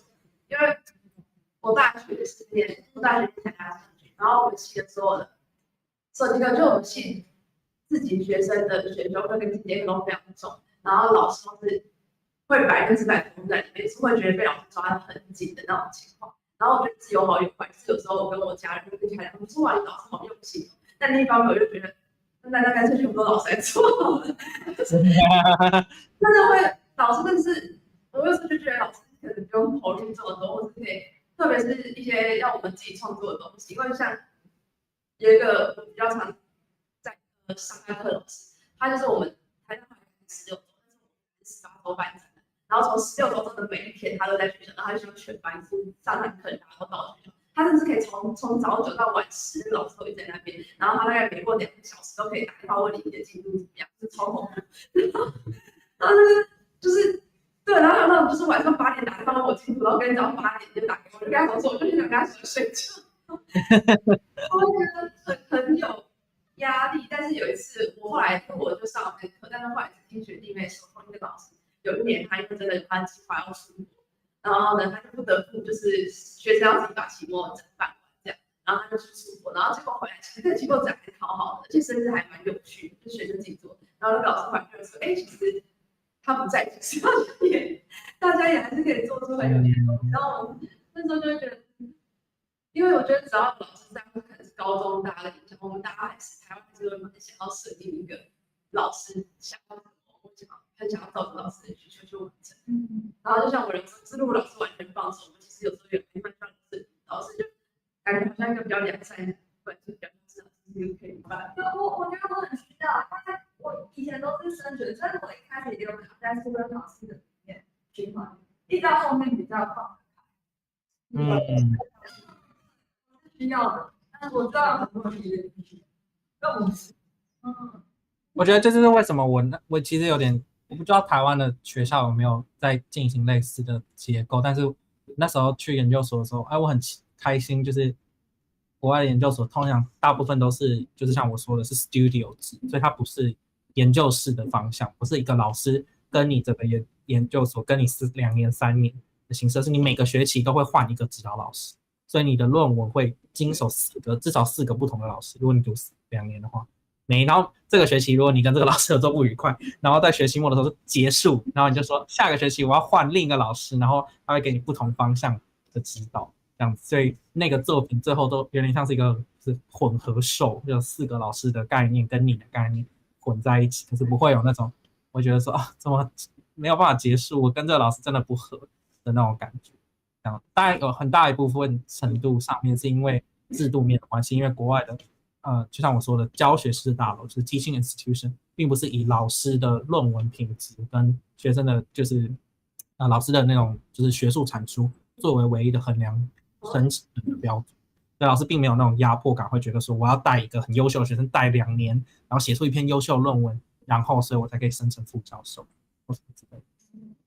所以我觉得真的是文化的关系，就是环境的关系，就会产生这个差别。因为其实就像那个冠豪他去被发生，他说他有次写在 Facebook 的，就是说他很惊讶是，就是他们的 final presentation， 他说有同学的完整度作品完整度非常的夸张的糟，但是老师还是给他那个同学分数其实是很好的，因为他们很重视那个过程的一些想法。对，但是其实在台湾或者是在华人地区，大家要看的就是你的final最后的漂亮。我在学校听那个就是那老师看过程这个东西。对，但是一科系的话，其实基本上这一科系基本上都是最后的。那很有趣，对。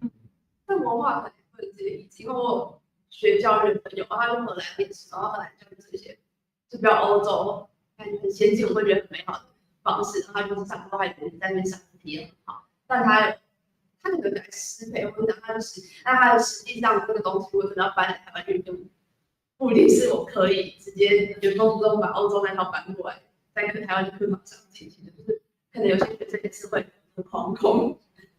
对，OK， 就有这个。对，好，还有，那我们还有一点时间，对不对？大家有什么想要聊的事，或是 Q&A 的时间吗？全部老师，你可以聊一下，就是说，因为从一开始你在清华并不是非设计科系，然后比如说你观察到台湾的设计发展，或者是当下你看到的设计的状态，你当下的一个想法或反应是什么？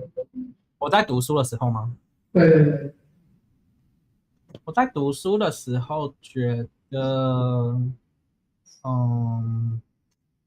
就是我觉得我有一个很类似大家在讲术科的那种看法，就像我前面说的，就是在我开始读一些理论课之前，我有一种觉得哇，我好像一定要找到我的风格，然后觉得我好像一定要成为一个很专职的某种设计师，我才可以在这个领域变得很有名。比如说，我一定要是一个非常会做书的一个人，像王志宏，我要做100本书，然后我只能做书，然后我要以书有名。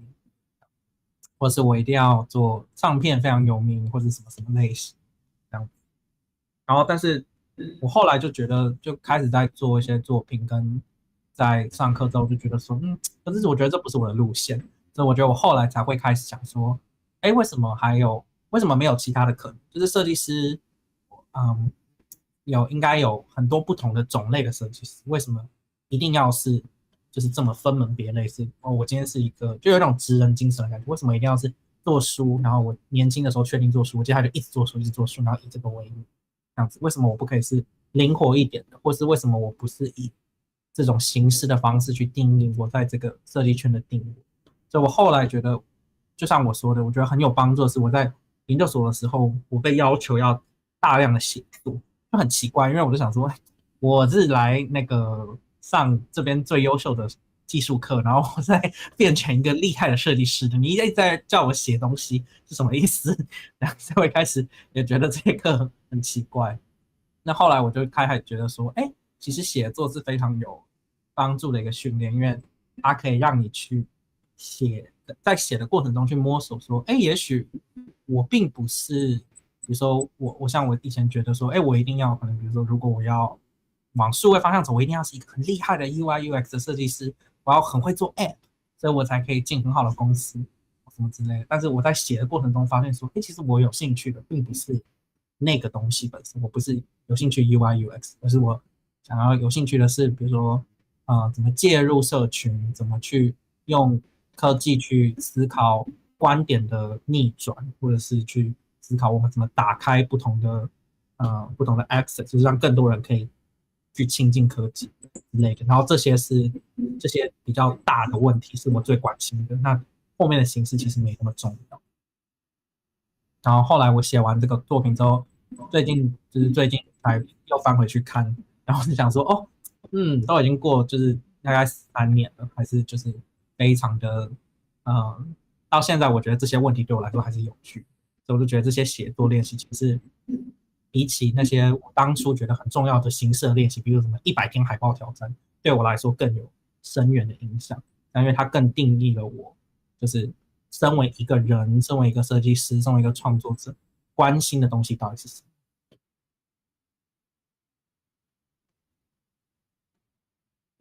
还有什么其他问题吗？或是想要聊的事情？我想要问金培的事情。好啊，好啊。就是因为我只是纯粹好奇，因为刚刚你要你后来在那边是念就是 design technology，就是因为金培就是好像是用视传组出去嘛，所以但是后来他是我以为视传组出去他会让你一定要是练好 communication design 之类的，他是有一个没有对，我觉得，你说。那我想说一下。我觉得这个问题非常的好，因为这是一个很有趣的问题，是我后来就是我当时发现的。然后就是我当初其实并不是，我其实对视传有兴趣，可是我其实是非常明确的去挑我想要申请的学校。我那时候选了 Parsons 跟 Art Center， 因为 Art Center College of Design 在加州也是那时候他们找了一批老师进来，是专门做跟科技相关的作品。我那时候是特别想学这个，所以我才去选这2个学校。然后，其实视传组应该是我不知道其他组，没办法讲其他组的经验。可是视传组算是他们选学系跟合作的学程是非常的广泛，就是比如说像之前台科有几个人，像是多久前毕业忘记了，钟炳宏也是以前台科大学部的学生，然后他后来对去丹麦念的是社会设计相关的，这就是完全跟视传有关，可是他走的那个管道是视传组的东西，所以我觉得那个比赛本身还蛮，就是你可以看出它的目标跟它的制度，就制度比较怎么讲？制度比较固化一点，可是他其实选的学校都是还蛮不一样的，就是他比赛的本身可能会训练一些比较基础的事情，但是或是用那个作为评判标准，可是他最后把大家分去的学校其实是有很多元不同的，所以其实有点就有点奇怪。因为我自己也是，就是因为可能刚刚听就是我分享会觉得有一些东西是我热情的方向，也是跟科技的一些结合的东西。但是我那时候看金培简章的时候，就是看得蛮头困惑的，就是而且他简章写的很简略，然后他每一组在干嘛也很简略，然后我就觉得就是有点看得紧张没有看懂的那种感觉。然后他听到不知道是分享想什么，顺便偷偷问一下。没问题，对啊。但我觉得有一个，你先说完，你说完了吗？是，看完了 ，OK。就是我觉得有一个点是我比较常，当然像跟赵老师说，我觉得反正它就是一个好玩的营队，所以去参加也是无伤大雅，你不用付钱，所以就是，然后又有吃有住，它有吃有住，但是要带个睡，好像要带个睡，我那时候带了一个床垫去，因为那个床上舒服的睡觉，不然他没有给床垫给你，但是。对，很好玩。我觉得那时候认识了很多朋友，像奕豪，就是也是我那时候在那个活动。对啊，所以像Munus去那边来认识像一些像奕豪后干嘛会自己。我的意思是说，其实你们可以趁这个机会去认识其他学校，甚至搞不好会碰到志同道合的朋友或干嘛等等之类的。那我觉得，因为现在他们从2周变成4周，我觉得就是去玩。我觉得唯一一个问题是像你说的，就是选学校这件事情。我觉得我后来遇到非常多人，可能因为我的名字被放在金北的网站上面，所以大家就会搜到我。但是呢，我后来遇到很多人，其实他们是有很明确想念的方向的。比如说像如果你有一个很明确想念的方向，其实学校的选择是非常多，就是不要局限在，如果你对出国念书有兴趣的话，或者只是出国交换的话，不要局限在金培配合的学校里面，因为那个学校的样本数是非常非常小，光是以科技跟媒体设计为主的学校，在纽约就可能有6到7个不同的学校，然后每个学校的专长不同，所以觉得可以把那个样本数加大一点。那如果就是钱是一个问题，就像对我来说钱是一个问题的话，你可以去研究看看这个学校，通常网络上都可以找到资料，然后可以看学校通常会给多少成分的奖学金，因为其实纽约有很多学校，甚至如果你的作品集够优秀，可以给到全奖，就等于是你完全不用出学费，你只要出生活费。那台湾也有其他的奖学金你可以申请，所以你不一定要是靠金培去申请出国奖学金。我想问问题，因为我这个是纯艺术，然后大家都比较注重个人发展，然后就来设计。然后我发现，我在想有一个最大差异是设计课程人或者设计关系的事情，就是都比较人本关怀，是强调社会有连接的一个群体嘛，设计的。然后我想知道，就是你的经验接触经验起来是这样。对不起，再问一次。那就是以你的接触设计或是你工作之类的经验来说，设计是不是一个比较强调人本关怀跟和社会有意识连接的一个群体？比较少做纯艺术那样个人。我觉得看人我觉得看那个人是什么样的背景，因为设计也是非常大的学院或学校这样子。我觉得在台湾的设计学校都比较小一点，所以像台科有一个设计系嘛，就那个系就是设计，但是在很多就是国外的学校可以有一个很大的学院，比如说整个学院分30个不同的系，然后每个系都是设计系，但是他们是不同的领域的设计，所以有的设计系当然是比较表现性强一点，像是 Parsons 有一些很怪的系叫什么跨领域设计或是什么，就是 interdisciplinary design 这样，然后那个系的学生就是表现性比较强，个人的风格比较明显啊，也有那种很商业的系，就是跟社会连接感比较强一点的，比如说 strategic design 策略设计，那它的就是很多时候都在讨论公部门的设计啊，然后政府部门的设计啊，然后服务大众的设计啊，类似这种，所以就是要看，我觉得要看那样的，就是那个学科的它的方向是什么东西。当然，在那个学科里面，比如说像我在 strategic design 遇到一个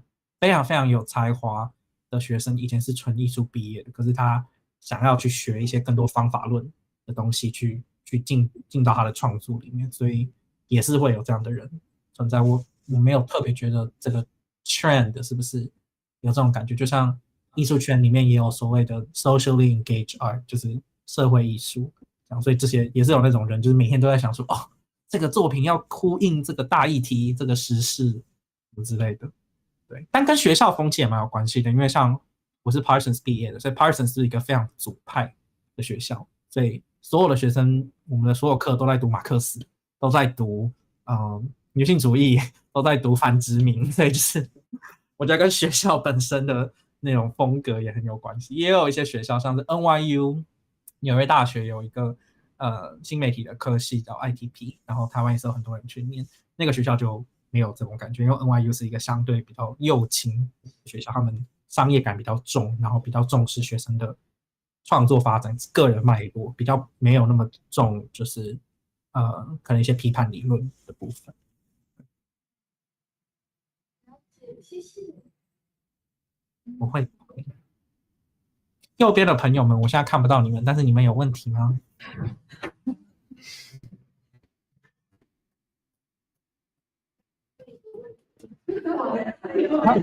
好，再回答几个问题。对，比较粗浅，然后我想问说，身为一个非设计本科，但是出来做设计的人，你有没有过一个时期是会觉得自己怎么不早一点开始，或者是好像一直在赶不上，然后在追着别人？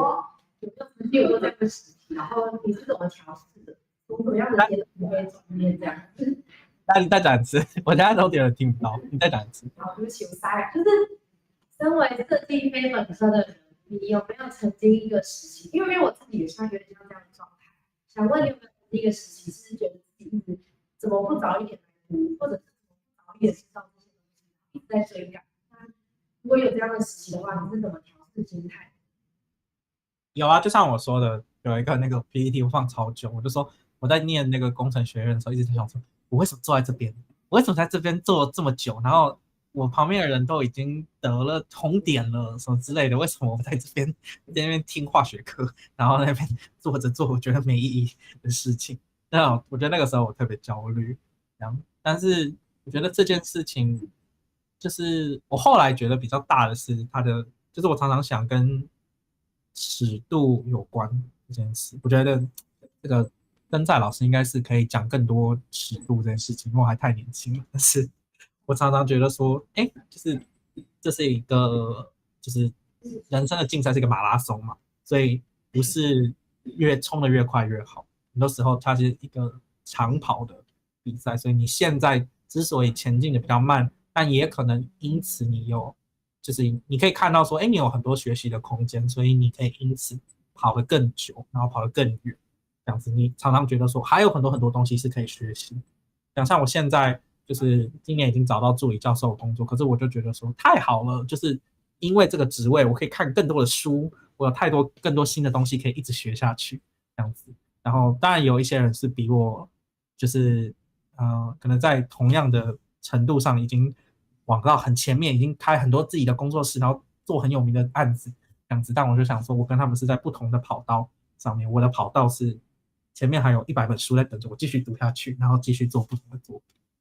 我没有因此觉得我应该要跟他们比较。我觉得这就是为什么又要回来卖一下那个写作的练习，因为呢，我觉得我很喜欢那个写作练习，就是因为你跟同学们一起写作的时候，你会意识到说，你想象中的竞赛是不存在的，就你自己觉得你跟哪些人在比较，可是那些人他们的目标跟你是完全不同的，所以100个人写出100个设计宣言，会就是100个人会写出100种不同的设计宣言，你跟他在短期、跟中期、跟长期的目标都不一样，所以你们并没有任何的基准用这个去做比较，你也不会因此觉得说，有一个人他在这个年纪已经当上 Google 的设计总监，但是他可能有其他想学的东西是他在他的时间内没有做到这样子，所以我不会，就是我觉得像这样的练习，我都会常常觉得说太好了，就是我可以意识到说，我想要的东西他还没有，他想要的东西，他想要的东西我有了，然后我想要的东西他有了，但是我们并不会因此就有一种就有点是抵消掉的感觉，不会因此就这么容易被比较，因为我们不是放在同一个水平线上做基准。有道理吗？还是你觉得没道理？我觉得还蛮重要，因为我觉得在台湾普遍大家比较就是对自己的尺度的时间的那个概念，因为大家都只看到眼前，这个眼前其实是包含不知道过去是什么，那自然而然他也不知道未来是什么，他只看到当下。这个当下其实是包含当下的环境，比如说对设计的理解、对设计的想法，他看到当下这个环境所理解的设计是这样，但是他不太能够理解，或者是说没有人去告诉他说后面的设计有可能会是什么。所以其实设计师他很快的就可以到达高峰，但是他也很快的就掉下去那样子。为什么？因为他没有那种发展的潜力可以去 push 他不断的去往后发展，他只能当下可能靠着他的天分，靠着他的当下的感觉，他可能做到一些，或者是当下环境的需求，他可以做出看起来不错的东西。可是可能10年后，他可能就掉下去，很容易会有这种。你有什么是你现在觉得你还不足的事情，是你就是想到跟其他人比较的时候，你会觉得特别焦虑的吗？有什么明确的例子？还是你不想分享也没关系？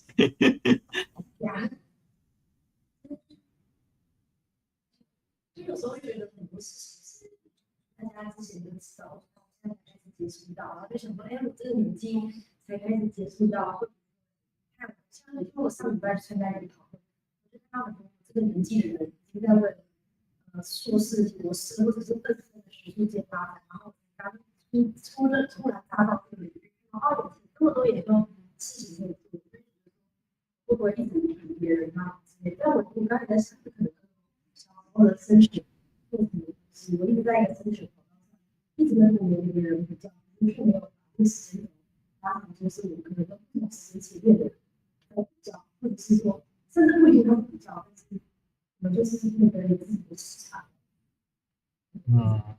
或是没有，我觉得你讲的很有道理。或是我还有一个，但我觉得这个就是有点比较好笑一点，但是我常常在想这些事情的时候，我都会想说，比如说，如果你把我跟一个非常资深的，因为我的工作会用到科技嘛，如果你把我跟一个非常资深的工程师比，可能从小就是数理天才，然后一直都在写程式，那我跟他可能有差好多年的经验，是我没办法追上他的部分，但是我就会想说，可是我的专长跟我想要往的方向，有需要这么多的技术吗？我常常都会，尤其是在跟我爸妈聊天的时候，因为我爸妈不是跟艺术设计背景完全无关，这样子，所以我都会想说，这些我自己觉得很重要的知识，然后觉得我没有学到就不行的知识，我爸妈觉得完全不重要，完全不在乎，他们都已经60几岁了，然后他们就是没有这些知识，活得好好的，然后有一番事业，所以我常常会想说，有些对你们来说很重要的东西，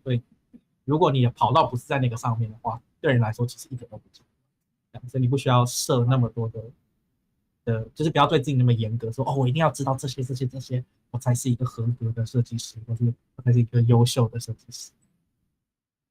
为什么会就是因为是在接触啊，我就是在过去大学期间，只要因为这样，就是在就是因为这样而被质疑不能做设计，因为我自己的上司，但是因为我男朋友是工学院的，然后他小时候是美术班，但后来就开始主任，他反正他就不想去念工学院，然后他也是想要做一些跟科技结合，可是像他有去申请去日本两学，然后面试的时候，我不认识日本人的问题是怎样，所以我蛮好奇针对这个意见，因为日本人会一直跟他说，你念的工学院，你如果不写工学院论文，那我不可能把奖学金给你，他不相信他有另外一个可能去做别的，然后他是不是可能就说他可以给日本人看作品集，但他那个面试是日本是不愿意看作品集，就是他甚至也不愿意从他就是单纯从学历上去判断一个人，然后就会去一直很执着在他们觉得工学院的背景没办法去做其他事情，然后包含他在台湾求职的时候，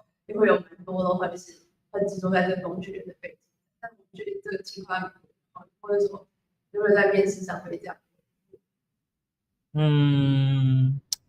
觉得一半一半因为一半是因为我后来去念了研究所，所以当你的就是通常大家只会最高学历，所以当你不讲你大学不是念设计之后，没有人会在乎，就是没有人会质疑这件事情这样子。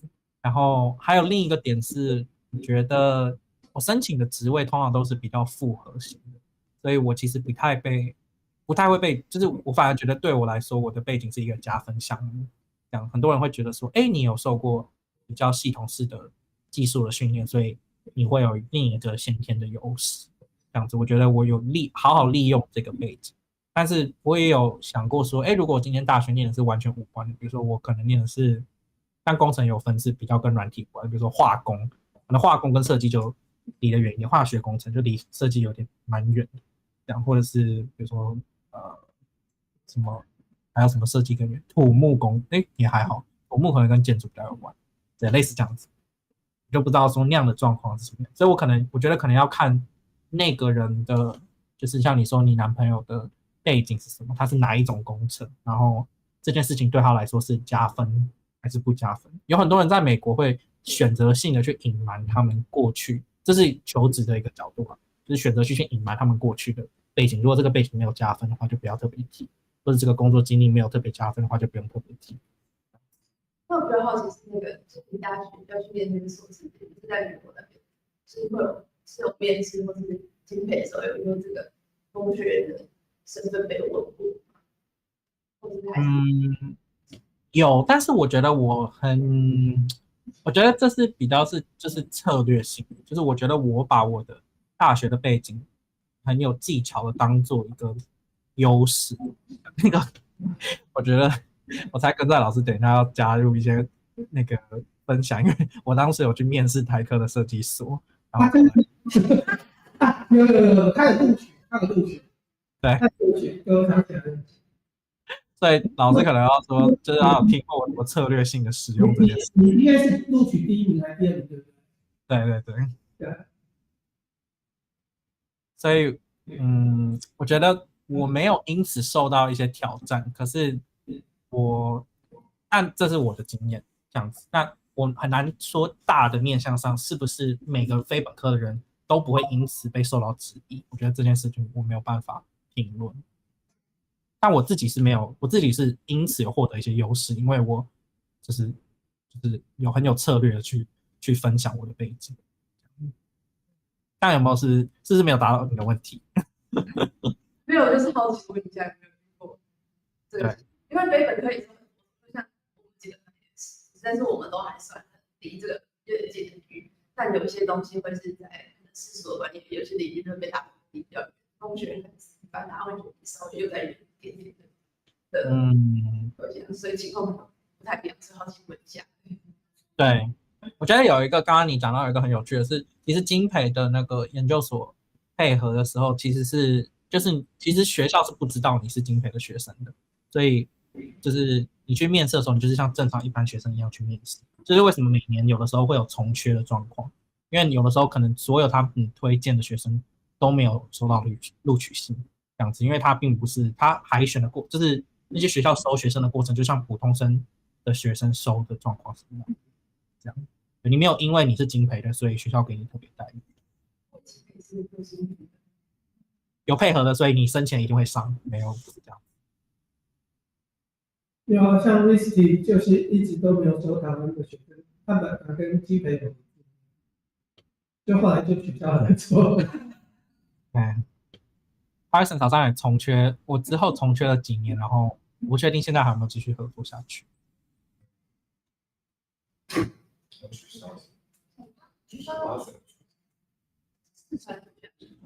这三子没有发生。哦，真的吗？哇，重选。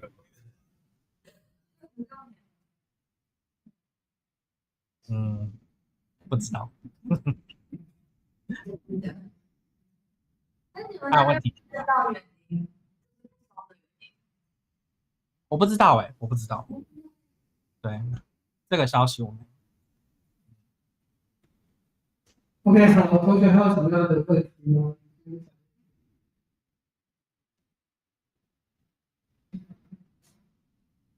太好了。OK， 好，那穆老师，谢谢你今天的分享，那样子。对，那当然也恭喜你 full time 的那个 job 的事情那样，因为我觉得不简单，那当然真的是很厉害。因为其实我常跟学员讲，就是说，其实他们现在那个潜力这些事情，绝对不是只是说以 graphic design 来讲，只是说因为你字排的漂亮，画面处理的好看，那个叫潜力。我觉得潜力其实是有更大的一个动力。或者是潜能可以去push你往前走，然后其实呼应你讲的，其实很多时候并不是当下的问题，而是看更远，比如说10年后、20年后。可是其实就像说，其实，在台湾的设计科系，其实像我这门课，其实我前面教的一些设计师，比如说香港的那种过去的在60年代、70年代非常好的设计师，介绍他们，其实最主要是让学生知道说。过去的设计历史里面的这些平面设计师，他们做过什么样的事情？对，那因为我觉得这个其实是在台湾设计教育里面很少有老师会去教这些东西，所以学生往往看得到的都是当下的状态，他知道的设计师也是当下媒体报道的设计师那样子。对啊，所以他就看不到过去。他也不会知道说，未来有可能什么样的一种发展的变化那样子。那我想说，今天真的谢谢你，然后来做这个分享。对，然后我想说，就这样子，那我们后面我们再保持联络，好不好？没问题，谢谢老师的邀请。好。